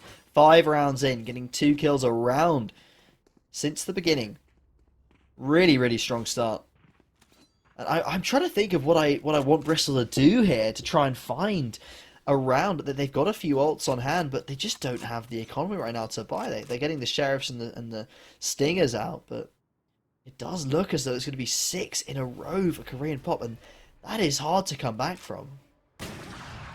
Hard, but yeah, definitely not impossible. This is a save round. They can throw this last round and pull their act together a little bit, open up that strat book, find some of the attacking strategies that worked for them in the past. When they demolished Exeter, they were on the defensive side to start with. That might have been something that played into their favour. Maybe defending Sunset is really where it's at for them. But unfortunately, if you're going to start off attacking, you do need to get more rounds on the board before you switch sides. Going to be some excellent shot finally from Sim after a couple of misses, but Zion's on Marketplace, going to easily trade out. And, whoa, swamped by util, but that won't stop him knocking Wuffling out. Japanese Denim with a Stinger does trade, and Zion will drop as well. Stinger Vist. Oh, but there's Diamood to trade out again, and now it is just 1 player standing for Bristol Bagels, and it's all going to be on Coleman here. Sheriff in hand, coming out from the back of sight. This could be very interesting. Nuka so washed there with the spray. Coleman's going to want it. Yeah. this is such an awkward situation and such an awkward position to be in. And using the neural theft might help a little Burns bit. the ult. It's Does a big help. investment, but it might be something that does deliver them around. Oh, that's One. not a great blind there, and I think very aware of where this last player must be now. May have either heard a sound cue or just knows from the time that they've got to be here. Oh no, Coleman doesn't stick the plant, and I think that's the round over. Do they even have time to get the plant down? They do not. And Bristol Bargraves, Bargraves got so close to a round there, so close to finding their first on the board, but it is not to be. Korean Pop pull ahead. Nuka with the footsteps is all you need is just stomp on the floor and you can delay the plant. Coleman was 200 milliseconds away from getting that spike down and being in an advantageous 1v1 situation. But unfortunately, those footsteps spooked the plant. And Coleman lifted up and then left it a little bit too long to try again. This is aggressive. Zion's not looking. Misses the shot. The nade's going to land on top, but should be able to get away. Does. Still has that dash, of course, in their back pocket. And Bristol, they were really looking last time like they'd started to make their edge here on Sunset. But suddenly we see Zion again shut down the player at the start of the... Any player for Bristol gets shut down at the start of the round by Zion. And I feel like Bristol is just playing a 4v5 this whole game because Zion is able to get a free pick every single round from some new position that they've not seen him in before. Yeah, and it's really nice to see Zion, do a lot of leverage this game as a duelist. We did see them quite low down the kill feed last time, and had they been like a fully switched on duelist for the last round, maybe Korean Popstars could have came out on top, but it's just so nice that they've switched on for this round. Having that op in hand for so many rounds in a row as well, it's just really played off for them. Just keep on getting those kills and being in really unexpected positions and Slicing's triple peaks the op going down on the third peak. And yeah, as we're talking about how effective that op is being, it just continues to affect this round. Zen finds the second last player for Bristol, and really this map is, I mean, it doesn't feel like it, but we're basically halfway to the end of this point. If Bristol don't find something soon, we're going to be on map 3 before you know it, and Korean Pop Superstars are really surprising us here. I mean, I know it's their map pick, but, this is the 4th seed team, Bristol's the 1st. They should be still able to contest these maps, and being a best of 3, Bristol will have banned a map straight off the bat. Korean Pop Superstars would have done the same. They'll have both left open, hopefully, maps that they're relatively comfortable. I know not everyone can have a big map pool, but you would hope that towards the playoffs, when you're top sort of 4, top 8, you'd be quite comfortable on at least all but one of the maps right here. And this is showing a weakness, it seems like, in Bristol's map arsenal. Something that, if they do go on to lose this map, no matter the result of the series, they may need to address this before finals. Other teams, they're going to be watching on. They're going to be looking back at this VOD. If they've got Bristol up in their next game, they're going to be working out, what can we do against these guys? How can we beat them? Because, this is a potential weakness. Yeah, and they're trying to take a time out here and sort of address these weaknesses. Moving forward, their economy isn't perfect, but with 4 ultimates and a timeout, I'm expecting that this is the round where they're hoping to switch things back into their favor. Yeah. They will be obviously trying to get all 5 of the next rounds on the board to make it 7-5, but if they can't use these ultimates and this scrappy buy and the half shields they've got to pivot off, then it's going to be very difficult to get much going. The economy is so low.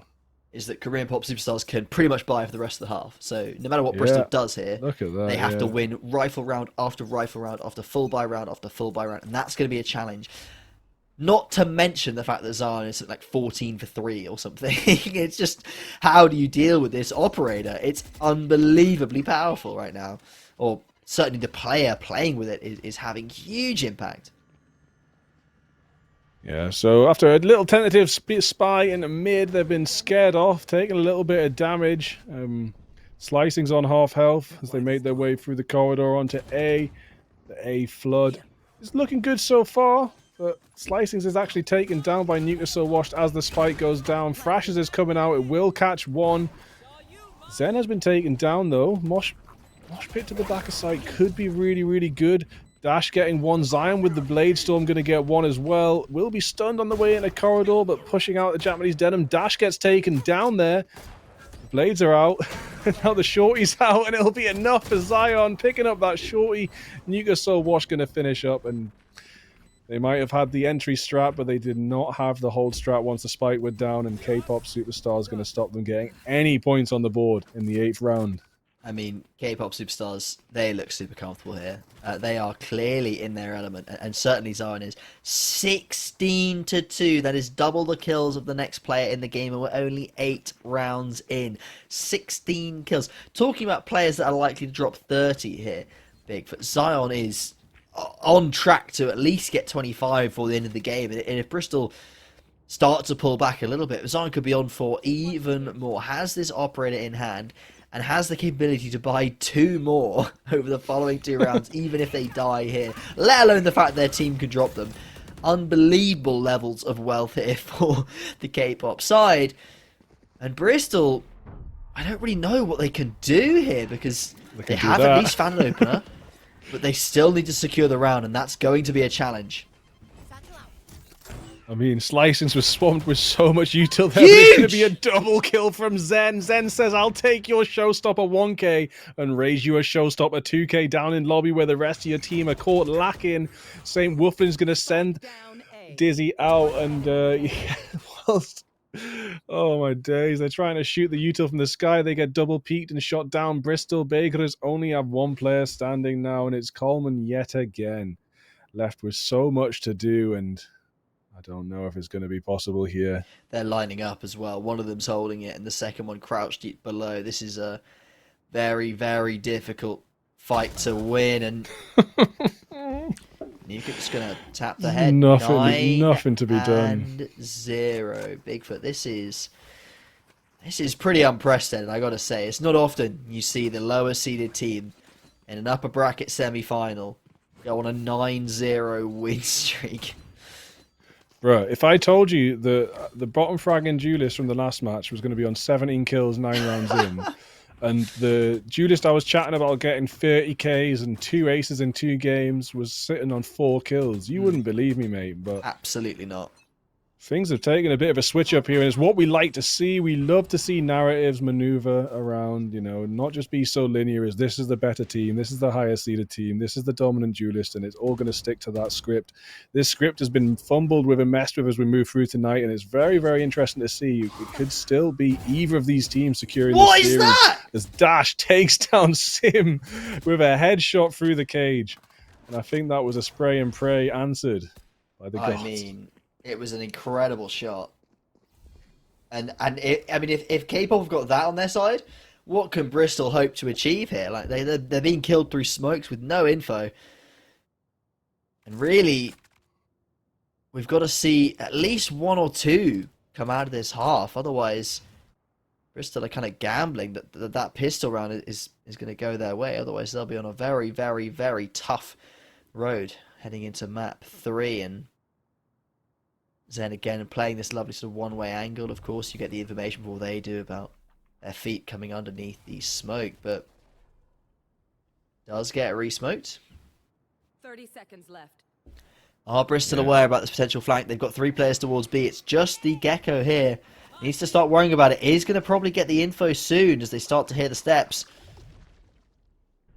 Yeah, they're aware. I mean, Zen and Nuke have been anchoring down this site solidly. They've just been waiting for this push to come in. Gonna get 1 there, make it 2. Zen and Nuke get 1 each. Coleman manages to get a headshot with a Sheriff, but it's not going to be enough when the rest of your team's been dropped.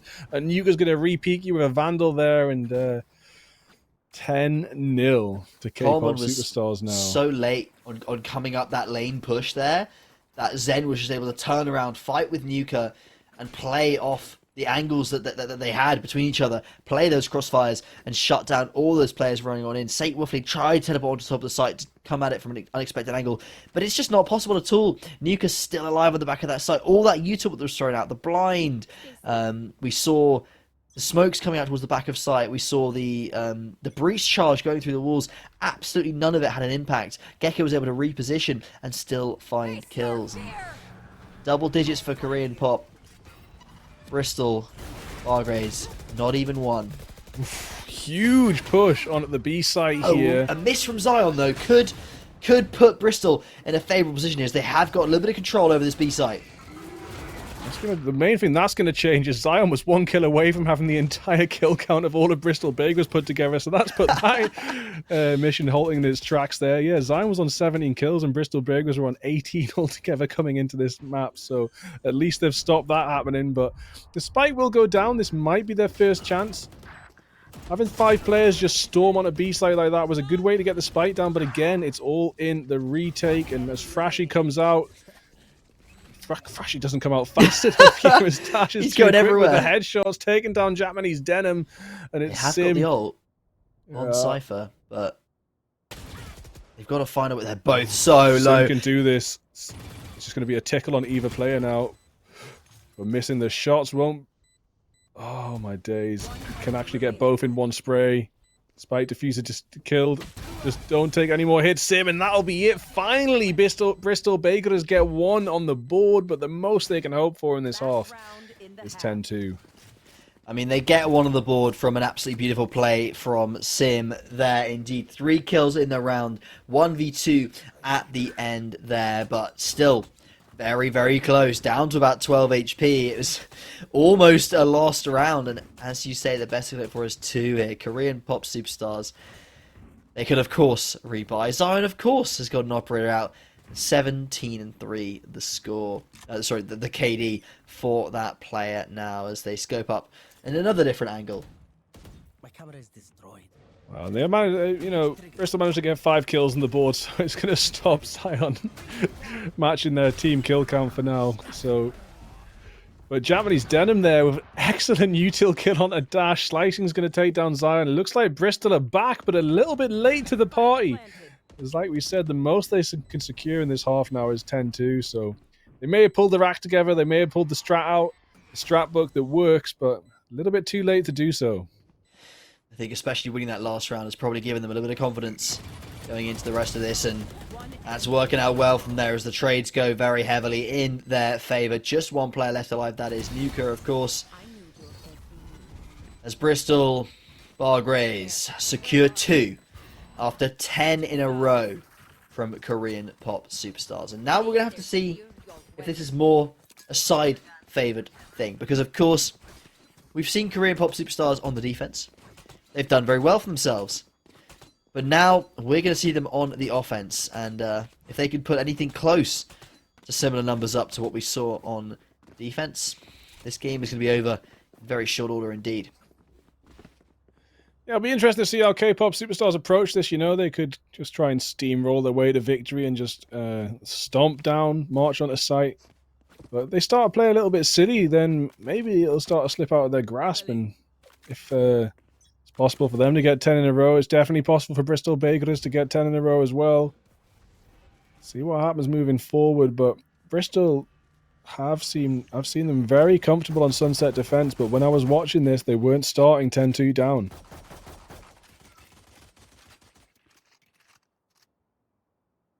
Bit of a slow start to this pistol. Mid control taken by Korean pop superstars, but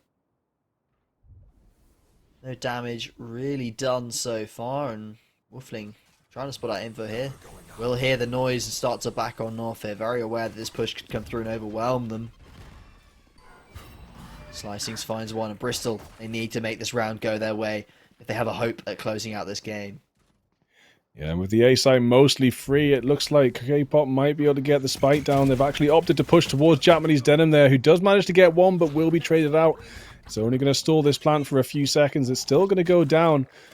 And we do see players coming in from Bristol from different angles, and this could work in their favor or without, depending who wins their duels. And as Saint Woofling wins his, looking pretty comfortable now moving forward. There's 2 more players for K-pop to be taken out.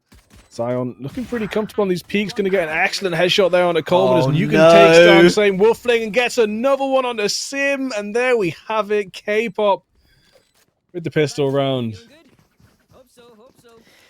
That is pretty bad news for Bristol. But again, obviously, Korean Pop Super is going to be elated at that. 11-2 the score. They have better economy than Bristol here. They should be able to force up. Of course, go for the second round, buy the SMGs and everything. They're even going to buy the Vandal because Dash, I believe, bought that Vandal because they are expecting a force to come out from Bristol here. It's very rare that you eco when you're 11-2 down.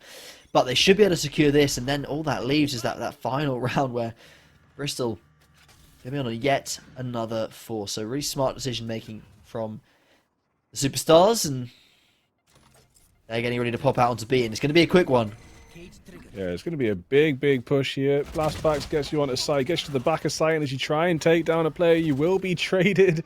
Bristol now with only 3 standing as they trade 2 of their players out for one of the K-pop Superstars. Nuka So Wash still standing, of course, taken down to extremely low health, but going to maintain that health to maintain that util. Can still flash from behind walls, etc. without dying. So much space has been taken by K-pop here. They're going to tap the spike. A little bit dicey as they can't land the kills, but there you go. The last player for Bristol falls, and 12-2 scoreline looks a bit dire as we should see map 2 end this round, as Bristol will have to force again, and with that kind of money they've got half shields, Judge, couple of Stingers, couple of Spectres. Looks like Korean going to save most of their cash. Do buy up a second Vandal. They are expecting the force here. But what a turnaround, Bigfoot, from what we saw in map 1. Map 1 was pretty Bristol favoured affair, but with good signs from Korean Pop Superstars, who had a really nice, I think 6 or 7 rounds in that game, and had a chance at getting towards 9 or 10 towards the end with some of their retakes. But here, complete opposite story. Korean Pop Superstars doing insane work and really nice swing, but does not matter. Korean Pop Superstars will come out on top in almost any situation here on Sunset. Yeah, it's just looking, they're just looking so superior in any situation that comes across. I mean, Wooflin there does manage to get a really good spray down on Nuka So Washed. As Diamuid teleports away from that, but Popstars also do have Zion on low health. So overall right now, Bristol Bagel is looking a little bit stronger in this half. Zion taken down very low. Coleman going to easily get this kill there with the Stinger. But now taking a very interesting route through spawn to the A site. We actually see the defenders on the attacking side and the attackers on the defending side. Bit of a flipperoonie here, definitely. Spike is, I think, trying to head towards A. Just turns around and takes out Woofling before heading towards A. It's not often you see a Spike sort of give themselves a chance to the enemy and go for the 1v1, but it works. Denim not ready for that angle, for that Cypher to be so close. Dash, with that Vandal in hand, has proved vital. What an interesting round, and what it might be the round that closes up now, as we do have Slicings pushing on the site. Spectre in hand. Zen is up there on the high ground. We'll make that easy peek. Double kill for Zen, and there we have it. K-pop Superstars taking Sunset away from Bristol without a chance of them getting anything else on the board above. Was it 2 rounds? Two rounds only. What an incredible performance from the K-pop Superstars. I was worried going into map 2 when you talked about the fact that Bristol had a strong performance on Sunset before. We'd just seen them have a really good game there on Bind. I was worried it's going to be a 2-0 series. But that is not the case, Bigfoot. We are going to be going to map 3. That will be Icebox after an incredible turnaround there. Map 2, 13-2 in favour of Korean Pop Superstars. That's unlike any series I've seen before in University Sports. I've got to say that is quite the one-sided affair there on Sunset. But again, map 3 is the decider, right, Bigfoot? So really no telling who's going to come out on top there, as none of these teams have picked it first. It's the compromise map between these two teams, and it could be anyone's game still, right? Yeah, I mean, if Zion stays switched on like that, Icebox is a pretty good jet map, so if Zion can keep the momentum up, might lean towards K-pop a little bit. Wouldn't know what to expect from Bristol agent-wise coming into Icebox. We could see a very, very different setup. Some people don't really favor Raze on Icebox, for example, so Slicings might have to move over. To see what comes out, though. It's very, very different map to the two maps with Sin. Of course, has had some crazy updates recently, making some like Omen plays and Jet plays a little bit more tricky. Slightly less cheek to be had on the entrance to that B site, but, and also some crazy changes to the mid. So, are all these players even used to the new Icebox is another question, because I'm still not used to it myself, mate. It's crazy. Yeah, we'll have to see when we do get round to map 3. I'm excited to see how these two teams do on it, but I believe before we do go to map 3, we will again have a small break before we're back with Icebox in just a few moments.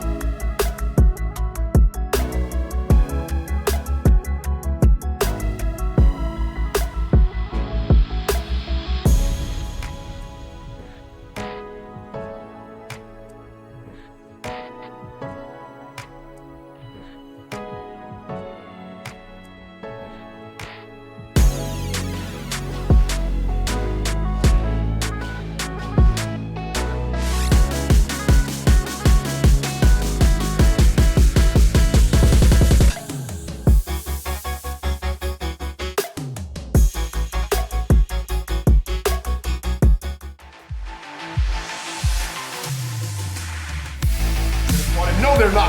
Super good and only fans rooting on them this round of the everyone, if you hate snakes, then this snake will end it here for the double kill points of Kyrie on the back of this fight. Cancel fast forward and see.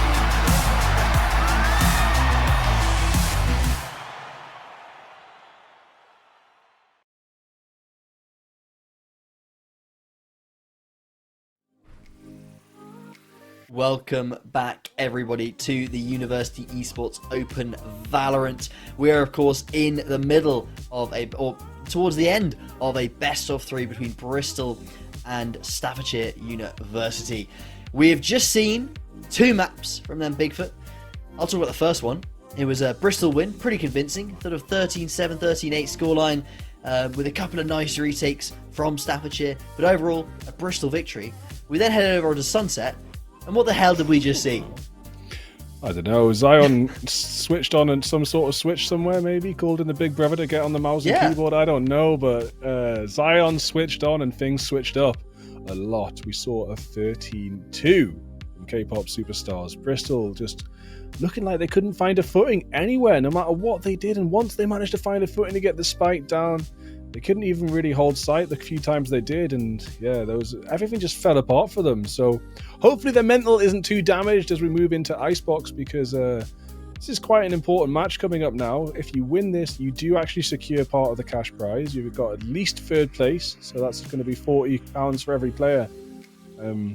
Cold hard cash as well, you know, you can spend it on whatever you want. So it's quite a big deal to win this game, and then also getting knocked out means you have no chance of making it towards the finals anymore. Sorry, there will be a losers bracket. There's a losers bracket. Yeah. They cannot bracket. get knocked out off of the result of this map. But of course, when they do play that best of 3 later in the week, or whenever that those lower bracket games will be, you know, there's every chance that some of the teams that are currently in the lower bracket may be able to beat the loser of this series. So still a lot on the line, and of course securing top 3 would be a relief, I'm sure, for a lot of these players who have been grinding out the season, and they don't want to slog it through that lower bracket run. I've done it before. It is not fun. The amount of games you've got to play, and you've got to be at the top of your game for all of them, because if you make a single mistake in one of those series and you end up dropping out, that's it. There's no catch below the lower bracket. So yeah, lot on the line here as we go into map 3, which will be Icebox. I don't know what to think of this, to be honest. It is obviously new Icebox, so maybe these teams haven't had like a chance to prepare yet to see what they want to do on this map. Maybe they're not as familiar as they may have been with the old format, but we should be able to get into Agent Select and discover the mysteries of what they're going to be picking in just a second. But Bigfoot, if you want to say anything about Icebox, indeed yourself, like, are you expecting either of these teams to go out on top here? If Zion stays alive, it looks like it could be a Korean pop superstars win, right? Yeah, I'm going to be interested to see Slicing's moving over to the Jet. Zion staying on the Jet, but yeah, and Zen on the Rays. Nukaso washed, going to stick with the Gecko. Diamoid with the Viper. So, I mean, my main question I was asking is what Slicing's going to do. So seeing Slicing's lock in that Jet straight away does show me a little bit of confidence. It's sort of the confidence we want to see. Dash there on the Killjoy, moving away from Cypher, but we haven't seen what Sim's on just yet. No. One thing I will point out, Woofling on the Killjoy as well, moved away from the Brimstone, the Omen that they were playing the last couple of games. They are going to be on that. Yeah, that Sentinel instead. And double Sentinel coming out for Bristol Bargrays, and Initiator, Duelist, and Controller. Just the one Viper, of course, does make a lot of sense. Icebox always been a classic Viper map. You don't really need the double Controller. Some teams do run it, but you can make do without. But yeah, interesting difference in the comps here. Both of them obviously having that Killjoy is so powerful. But 1-1 on the maps, 0-0 here on map 3, and pretty much everything you've seen before this no longer counts. This is just a straight up best of 1. Winner of this game goes to that upper bracket final. Two very, very different comps here. You know, we've got Sova versus no Sova, double Duelist versus single Duelist, double Sentinel versus single Sentinel. Both controllers are Viper. I mean, that is a staple of Icebox. As you can see on this B site, you can cut off so much here from the spawn wall drop point. And then if you're defending, you can cover out most of mid, a bunch of A with the wall as well on the defensive side. But so far, we've got Zen making a very, very early push here. Zen trying to catch ahead, but will get spied out before they manage to do so. Zion, extremely early push as well. Going to get one shot there on the Slicings, but Denim's on the high ground to trade out. Zen going to actually back off from this fight slowly now, instead of re-engaging. Could have gone messy if Zen stuck around, but with the retreat. And you can still watch still on this high ground. They're actually going to spy. Sim not able to get the kill, though. Going to be tagged out by a recon bolt. Do a retreat. Bit of a tight round so far, but 1-1 in kills apiece, and almost wanted to go for that B rotate, but once the Killjoy got spotted, nope, they're heading back towards A, and all the rotations have been pulled over towards that B site. Looks like Bristol Bargrays should be able to get a spike plant here.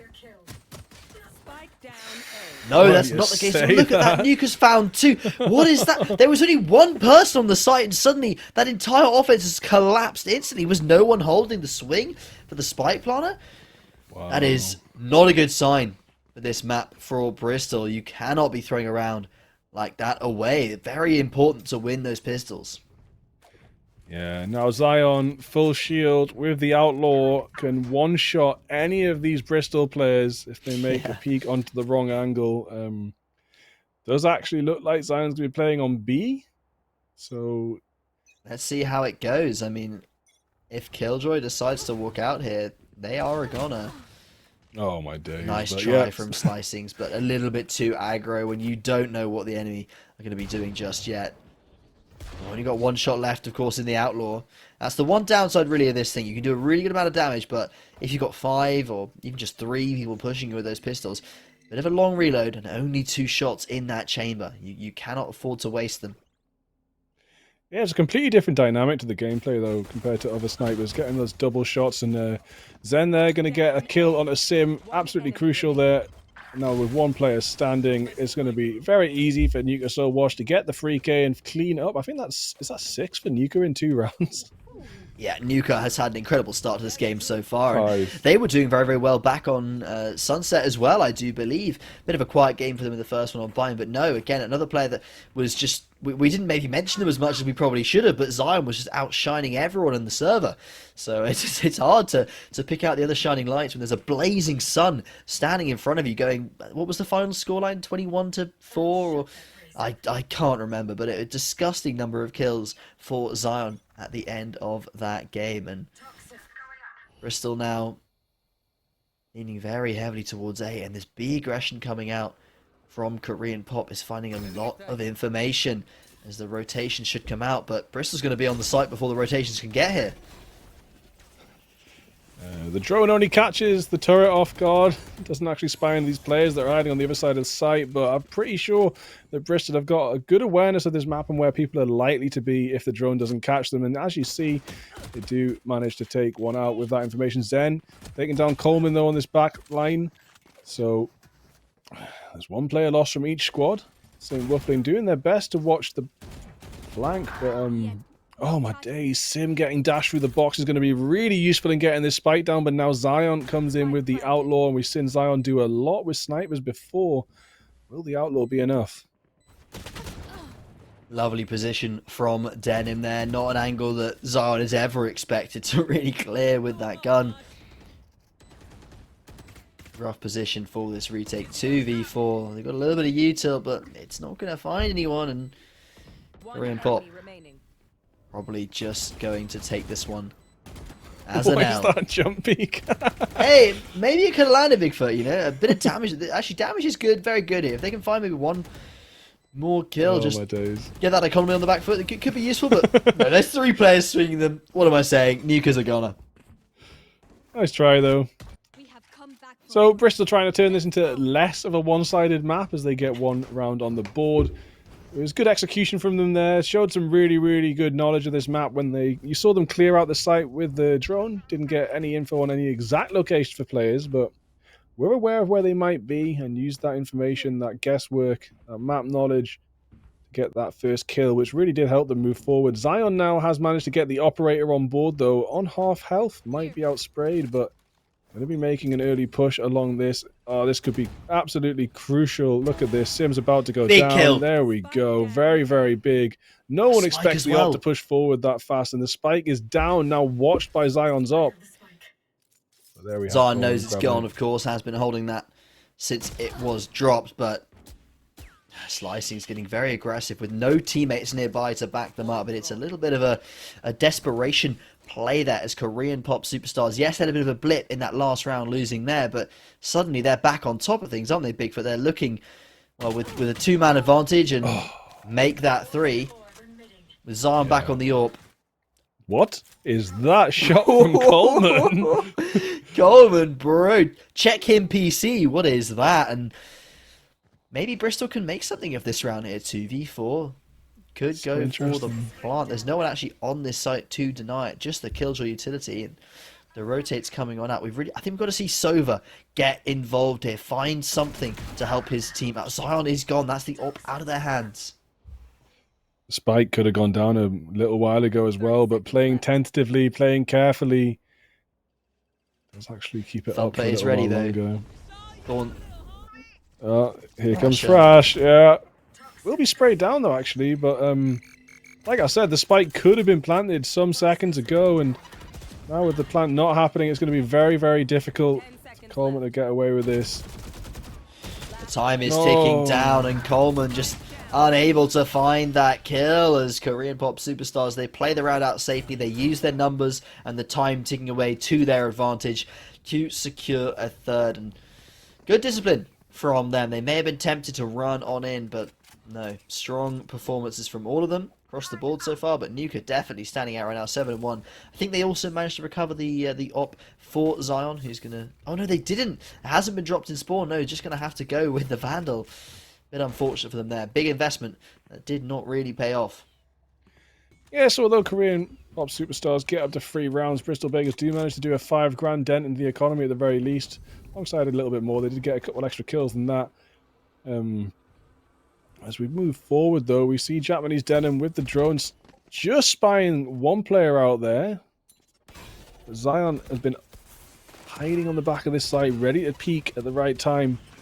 Slicing's moving forward with just a stinger. It's not what you want as a duelist. You want something that can pack a bit more of a punch, but right now they are saving, doing their best, and they've farmed the orb. Maybe faking a rotate, or at least putting back for now. Coleman holding down mid. Doesn't have any information just as of yet, but does have good map control on this middle peak. A lot of presence from Korean Pop Superstars over towards A, but they're playing it slow and they're giving Coleman a chance to start to aggress up mid here. And this new window is a little bit weird, as you see there. Very weird. Not quite, yeah, not quite ready for that angle. Of course, people are not necessarily expecting that to be. Oh my days! Coleman just walked straight past Zion and washed. Just had that window peek and didn't look out of it and missed them. It was so close.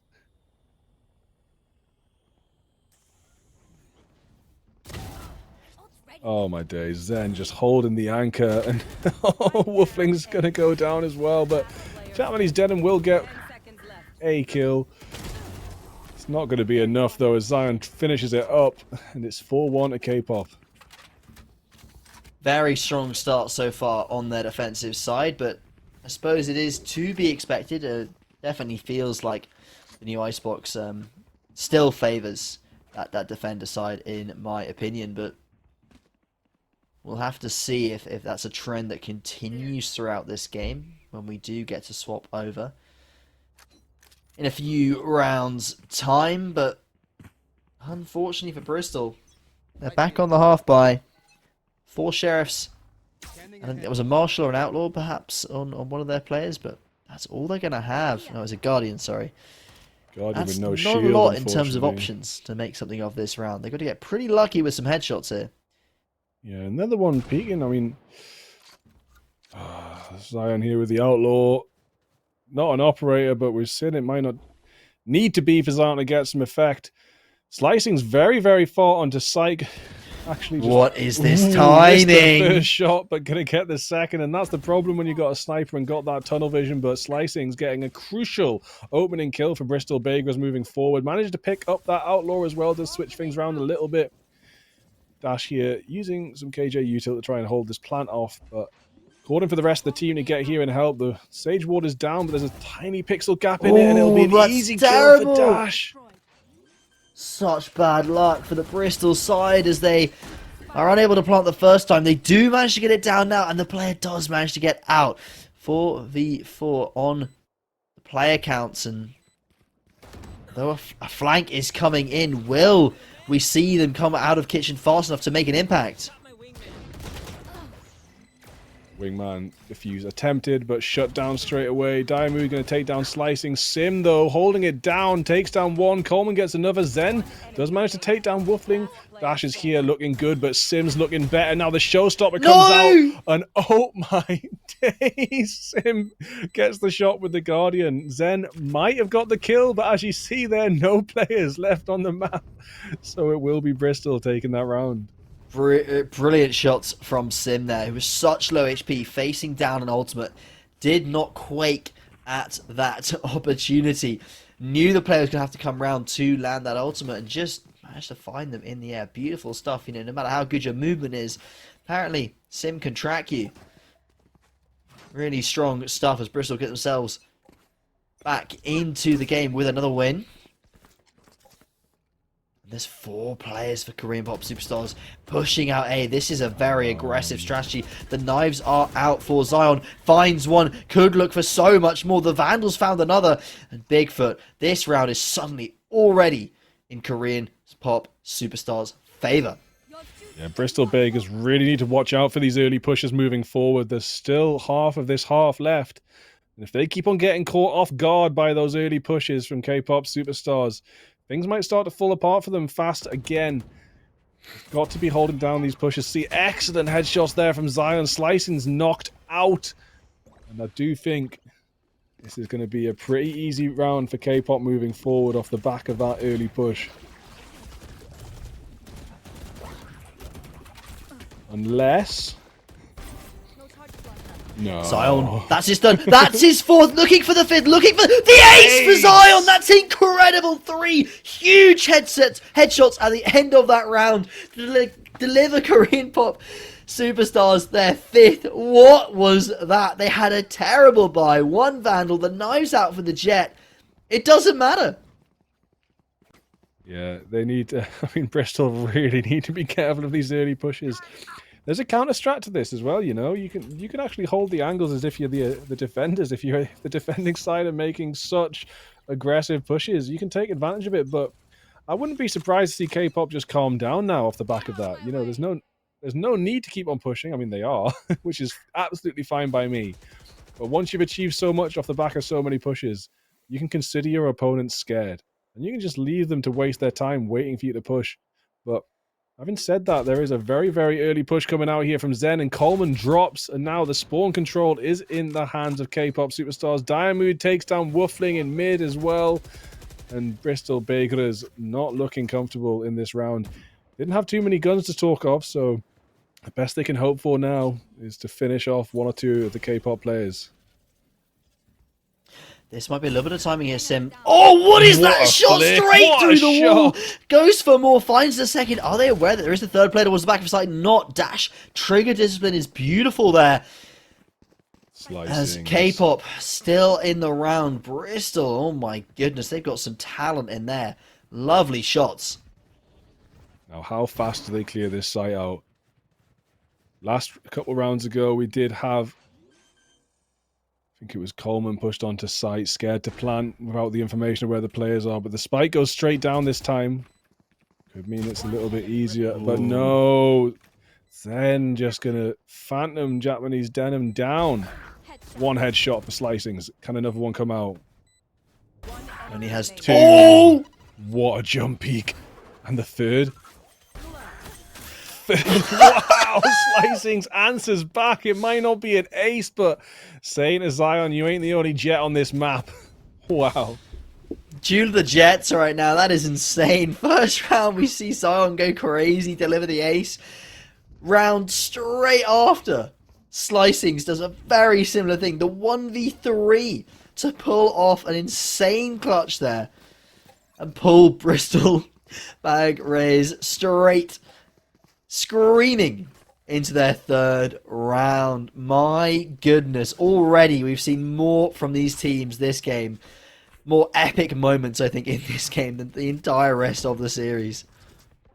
Yeah, I would like to see a Slicing's ace before all is said and done, but that 3K clutch is definitely up there. Might not be an ace, but it's secured a very, very crucial round moving forward. Lockdown does get dropped by Bristol. It's going to... He left to cook for a second. 4 seconds left. So the exec's going to move forward. Spike is going to go down. Sim gets a wall up and the spike down. Dash, though, in mid. Taking down the mid anchor of Coleman. Ooh. Slicings. Very, very nice position there on screen. He's going to take down Dash, but will be traded out by Diamuid, who's made that push up the back ramp. We're going to enter site here alongside Zion and Zen.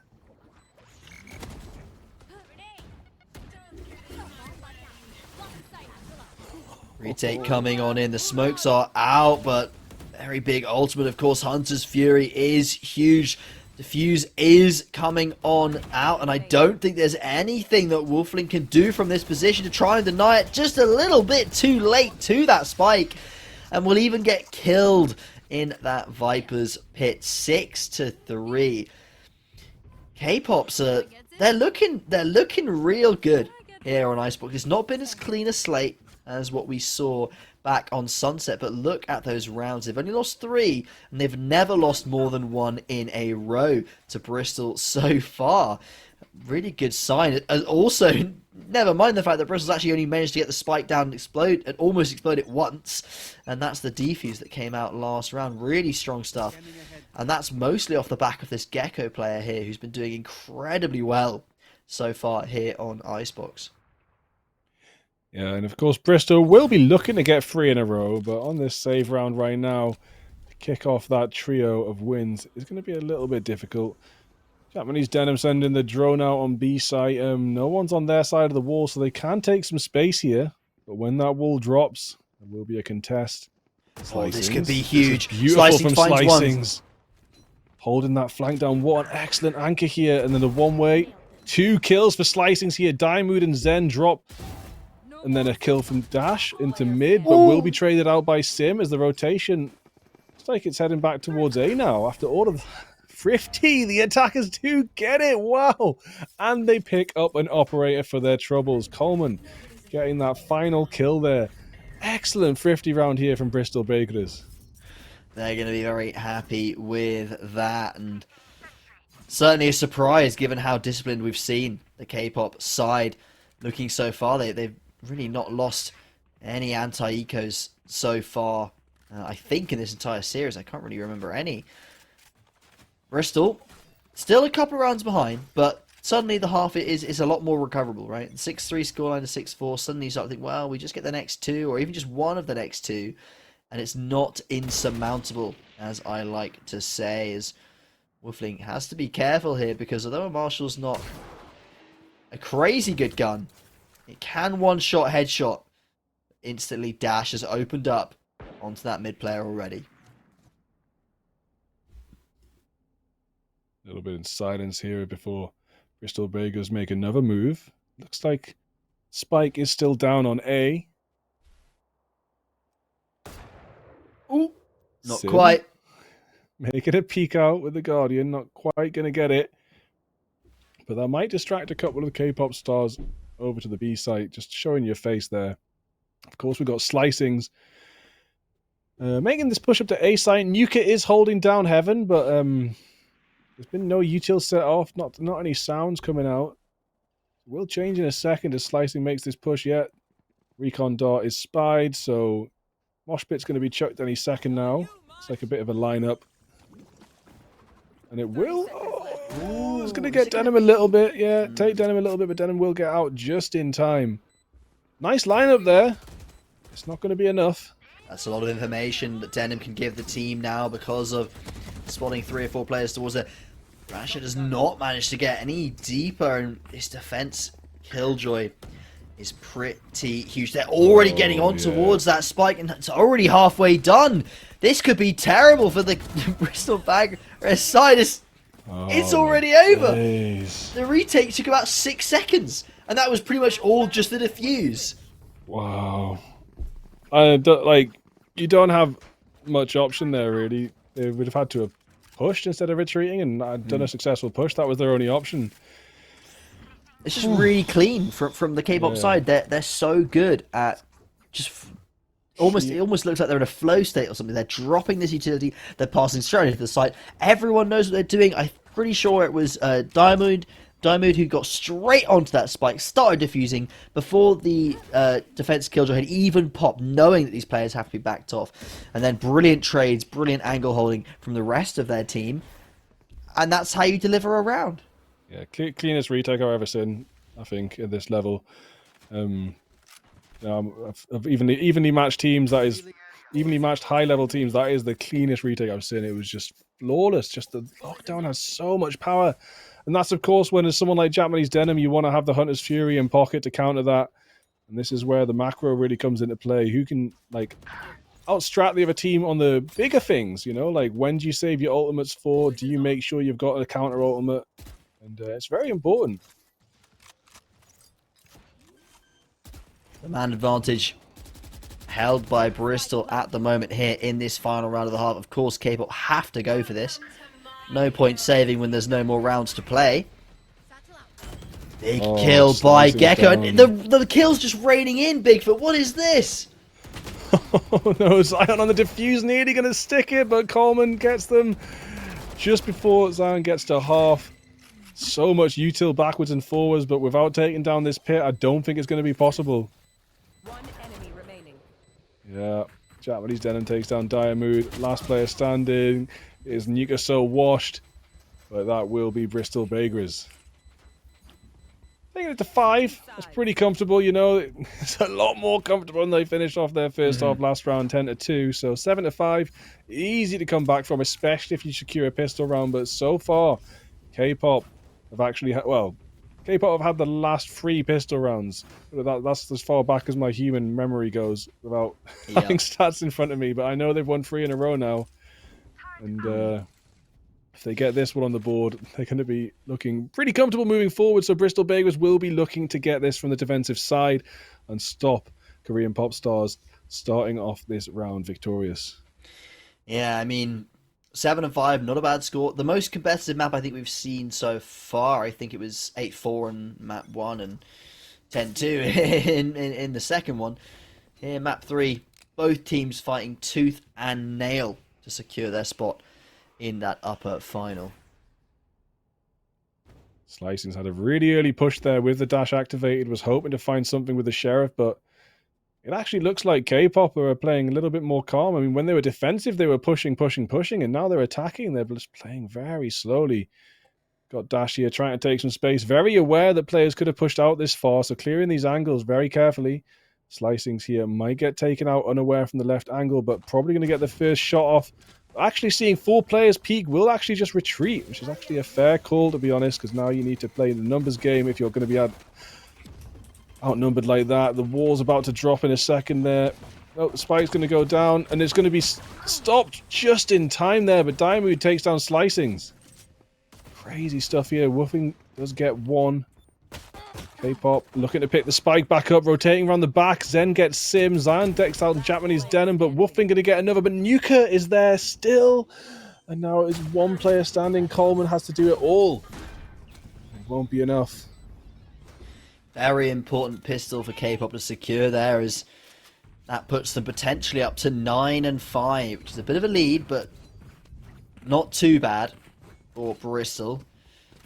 Yeah, another time where Bristol, they had the right idea with their positions. They managed to deny the plant, and they were in good spots to try and deny K-pop from picking back up that spike. But I think it was Sim that just turned just at the wrong moment, and out comes Zen, swinging out with that classic, tapping them in the back.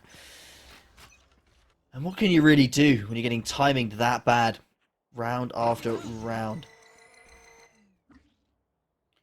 Yeah, I mean, some of the fixes for some of these situations, there are a lot more that could be handled just in one game. You know, this is like sometimes a couple of weeks or a couple of months of training to really solidify who's watching whose angles and stuff. Yeah.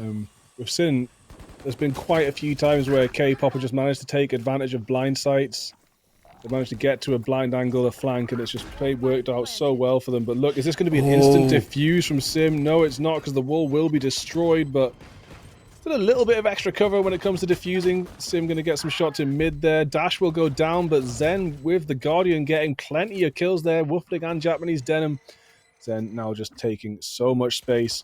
Talked about blind spots a second ago. Here we have another one. Is it going to be a nade to finish off? Oh, lovely shot. Slicings. No way. Zen with the 4K. Gee. We said Zen was having a pretty chill map 1, but they have certainly stepped it up. Map 2 and map 3, I mean, of course, map 2 was great for everyone on the K-pop side, but map 3, look at them, 15 for 8. Nuka, 15 for 5. That's a 3 KD right now. Not even including the assist, that's a 4 KDA for that player right now. The scoreline feels like it should actually be further apart than it is with how dominant these top 2 players have been. Zion still having a good game, but obviously we've seen the heights to which this player can go, so it's nothing to shout about just yet. We'll start screaming when they get to 21 kills again. But certainly, Bristol starting to feel the pressure. The rounds are starting to count up, and their economy and potential to sort of come back in these rounds and find space, find momentum, is starting to fall by the wayside. Yeah, and K-pop did so good to win their best and want to get themselves in this position. They're really trying not to waste the opportunity. And so far, so good, but only 4 rounds remaining for them to secure this victory.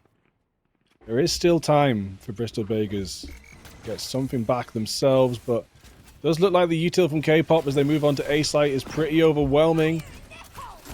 See a showstopper come out from Zen. Gonna take down Slicing's really important kill there. Japanese Denim falls as well. Sim manages to trade out, but will drop themselves by Nuka pushing onto the back of site there. And Bagers only have 2 players to do this against 4 people on the retake. Zion throwing away their life there a little bit unnecessarily. Perhaps could have been playing for a trade. They might be aware of Diamond at the back. And look how close Nuka is as well. Are they going to expect these positions? Certainly not. And the wall actually helps Diamond live here perfectly. Putting that up just in time. 2v1. And it's just Coleman left on this retake. The time is ticking down. Not aware of how close above them that this player is. Down they go to that Gecko so expertly positioned from earlier on. And K-pop double the score of Bristol right now. And despite losing map 1, they've been resilient throughout all of map 2 and map 3, Bigfoot. And they're looking like they might take down the favourites in this tournament and put themselves in that upper final. Well, yeah, Bristol were top of the Excel document, mate. I mean, there's only one other team with 33 points, and that was the Royal Holloway Bears, the Royal Bears. They were the only other team on 33 points. Everyone else in the top 8 was on 30. So, you know, out of these top 8 teams, it is pretty even standings. You know, you got 2 on 11 wins and 6 on 10. Oh my days, Nuka counteracting that early push with 2 kills there. Thrash is out. How do you deal with that? Like, both your B players have gone instantly to this Gecko that's just popping off. And now Dash so deep outside B. The retake has got to go. I mean, it's so difficult to find anything here. I don't think they're even going to start. They do start to clear Dash, but Dash just wins it. And it's all now down to that Sova with a Marshall in hand. That's not really what you want in a 1v3 retake. Has a bit of util, but I think this is all but done. Yeah, there is. It's got to be a ninja defuse or nothing. Should have just stuck it, but here we have Thrash coming back out. Oh, and he gets him! Jumps ring around the roses, jumps around yellow. And Korean pop superstars, and that they certainly are, superstars. 11-5. Potentially just 2 more rounds in this game, and look at that, Nuka trying to challenge Zion's record so far in this series. 21-5 with 5 assists. That's crazy, man. Only 2 rounds to go to close this up. Bristol haven't called a timeout this map. I think it might be time. Oh no, K-pop so aggressive, just waltzing forward, but fortunately Slicings and St. Woofling were ready for it and they shut down that push. Might be K-pop getting a little bit too excited here as they rush through mid. But still potential to get the spike down. It's actually what we have here is Diamond faking a whole heap of util on B. Might be that the other players rotate over to A, but so far they're still hanging around mid and B lobby.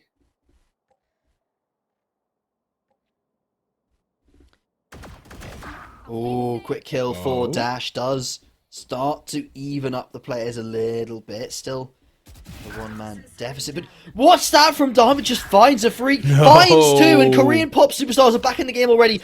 It's already a 3v2 favoring them somehow out of nowhere. I do believe the bomb, the spike will not go down just because of that expert Killjoy utility that was deployed earlier on. Will kill the little man. Such a crucial kill there from Sim. That's going to even the player base out. But there's Util just getting thrust into Bristol's face by K-pop. And now it's just one player standing, same woofling. And wow. What can you do? Nuka's still alive. He's still alive and he's going. What even number of kills is he on? Oh man, that is crazy. Outrageous.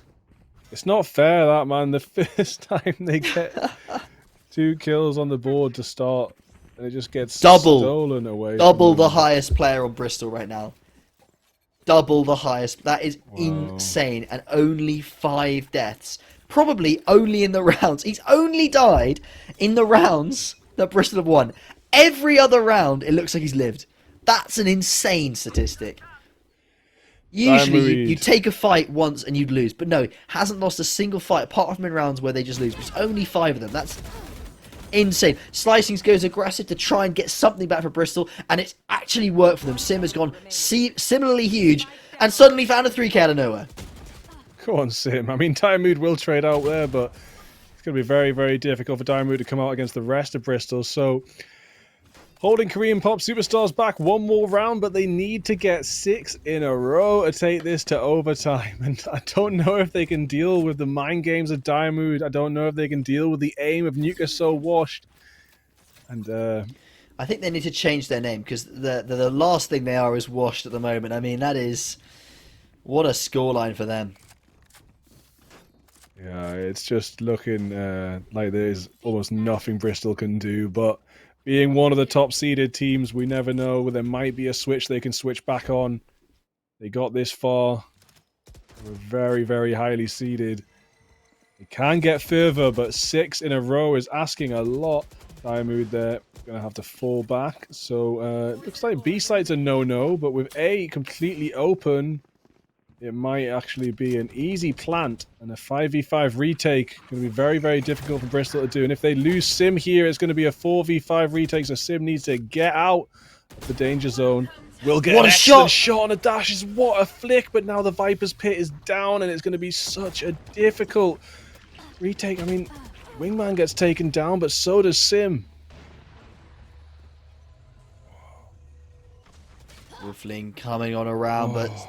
look at all these players in the afterplant positions, and now they're starting to push forwards, take this space. They're aware there could be a flank, and they just want to fight. They just want this game over with, Bigfoot. Just one player left alive. Coleman the Viper in a 1v4. Finds the first. How much further can Coleman take this? Does Spy 1. Oh, Spies 2, but takes a big shot on the way, and then of course... there's the third, the player to the left. The minute Coleman moves forward, will be shot in the side from Nest. And there we have it. Zen taking down Coleman as K-pop Superstars advance and knock Bristol down to the losers bracket. They do. The first seed, the favourites of the tournament, the players who achieved 2nd place just last semester, have been knocked down early on. The first best of 3 of the bracket. And they have been sent down to the lowers. Let's take a look at those brackets and see where they've ended up. Yeah, unfortunately for them, they're going to have to play 1, 2, 3 best of 3s if they want to make their way to those grand finals. Whereas, of course, Korean Pop Superstars will be playing the Royal Bears in those upper bracket finals for a spot in the grand finals.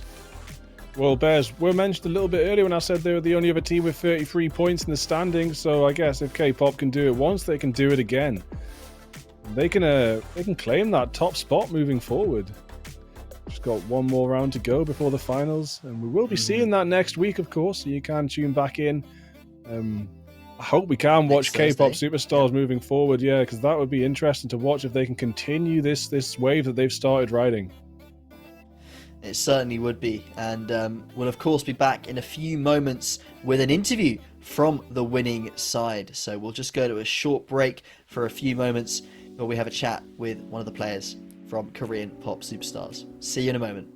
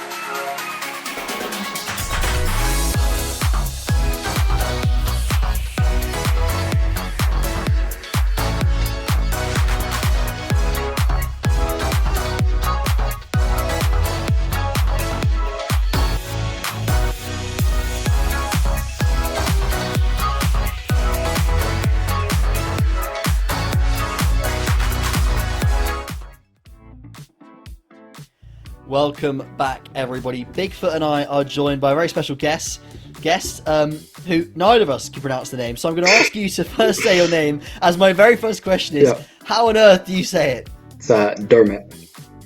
Dermot. Yeah. Makes Fair enough. perfect Thank you very sense. much. Yeah. If you watch back the VOD, we were calling you all sorts of things. Nothing rude, but we didn't know how to say it. But thank you very much for that. Congratulations, first of all, on that best of 3 win. You should be, I'm sure, very happy to upset the first seed there. I've got my first question for you. Yep, send it. What went wrong on Bind? Was that an expected loss? Did you know coming into that that wasn't going to be the result? What happened? We were pretty confident on buying, and then I think the pressure just got to us a little bit, and we were kind of, the comms were a little bit off, our ideas were a little bit mixed. So, and they played a really good bind, so I gotta give it to them there. But I think we had a decent binds back. You can see you got your Hunter x Hunter cap on. Yep, right there. How does it feel to be 2 episodes away from your Shonen series finale?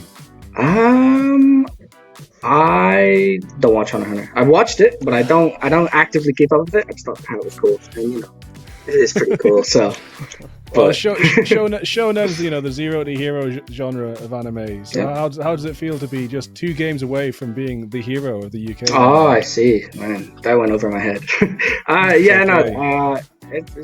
We were it was a really big struggle at the start of the season. To be honest, we lost like 2 games in the first 2 weeks, and we were probably honestly, we were ready to just call it. But we just kind of had like a team meeting, and we're just like, guys, we're probably just better. Let's just play together, play the good fundamentals, and I think we could beat any team, and beat the first seed here. So on neither of our maps, we don't play either of those maps, by the way. Just let you know. So you're saying you don't play Sunset after No. an incredible No. 13-2 or something like? I mean, how did you pull that off? I think probably got to give a lot of credit to Zion. Yeah, definitely. What happened? So basically, he had a rough first game, we'd say, on Bind, and since we don't play a lot of Sunset, we were kind of just cooking the comp up right before the game. And he was like, "Yo, I'll fail. I had a bad game," and we kind of just backed him. And we said, "No. If we're gonna win this, we need you to pop off." And we got the AWP in his hands, and is he a Jet 1 trick? Yes, but is he good at it? Yes. So we backed our man, and he helped us. Icebox, right? Exactly. Yeah, he's insane. So yeah, just believe in. Does sound like your story's been a bit of an anime, team meeting, moving forward. I mean, you got this next round, and then it's on to the finals, maybe. Royal Bears, right? I think they are the only other team that had 33 points in the group stage. So interesting. Yeah, we have a a close connection to one of the players on Royal Bears, so it'll be a fun rivalry, I think. Good little we're coming. Matchup of you exactly in the upper bracket. Well, I mean, we wish you all the best in the rest of this tournament. Hopefully we'll get to cover your game next week in that upper bracket, and we hope you get all the way to those grand finals. Thank you so much for joining us. Appreciate it. Thank you. And again, congratulations on your win. Well, Bigfoot, that was that. I mean, that best of 3, what an experience, right? We had a good Bristol win on map 1. We had an absolute roll on map 2, followed by some incredible plays on map 3. I think there was the ace, there was the clutch right after it with the knives. There were some beautiful shots from pretty much everyone in that server. Really, really strong stuff. You got any final parting words before we say good night to the rest of to this tournament for today? Oh, just GG's to all the players involved. Hopefully Bristol can claw their way through the losers bracket for some kind of rematch if K-pop keep moving forward. That would be an interesting rematch to see for the finals. But good luck to K-pop moving forward. They will be going up against the other top seed next week, so it'll be something to watch out for. And maybe that'll be what's on the stream. But keep tuned, keep posted. We will be posting on socials until then. And I hope you can join us next week for what is the semi-final. It will be the upper bracket final, the semi-final, as you say. So thank you, everyone, so much for watching. Thank you for playing to those players. And thank you to Bigfoot for joining me on this cast. That has been the best of 3 for today. And your University Esports Valorant is over and out.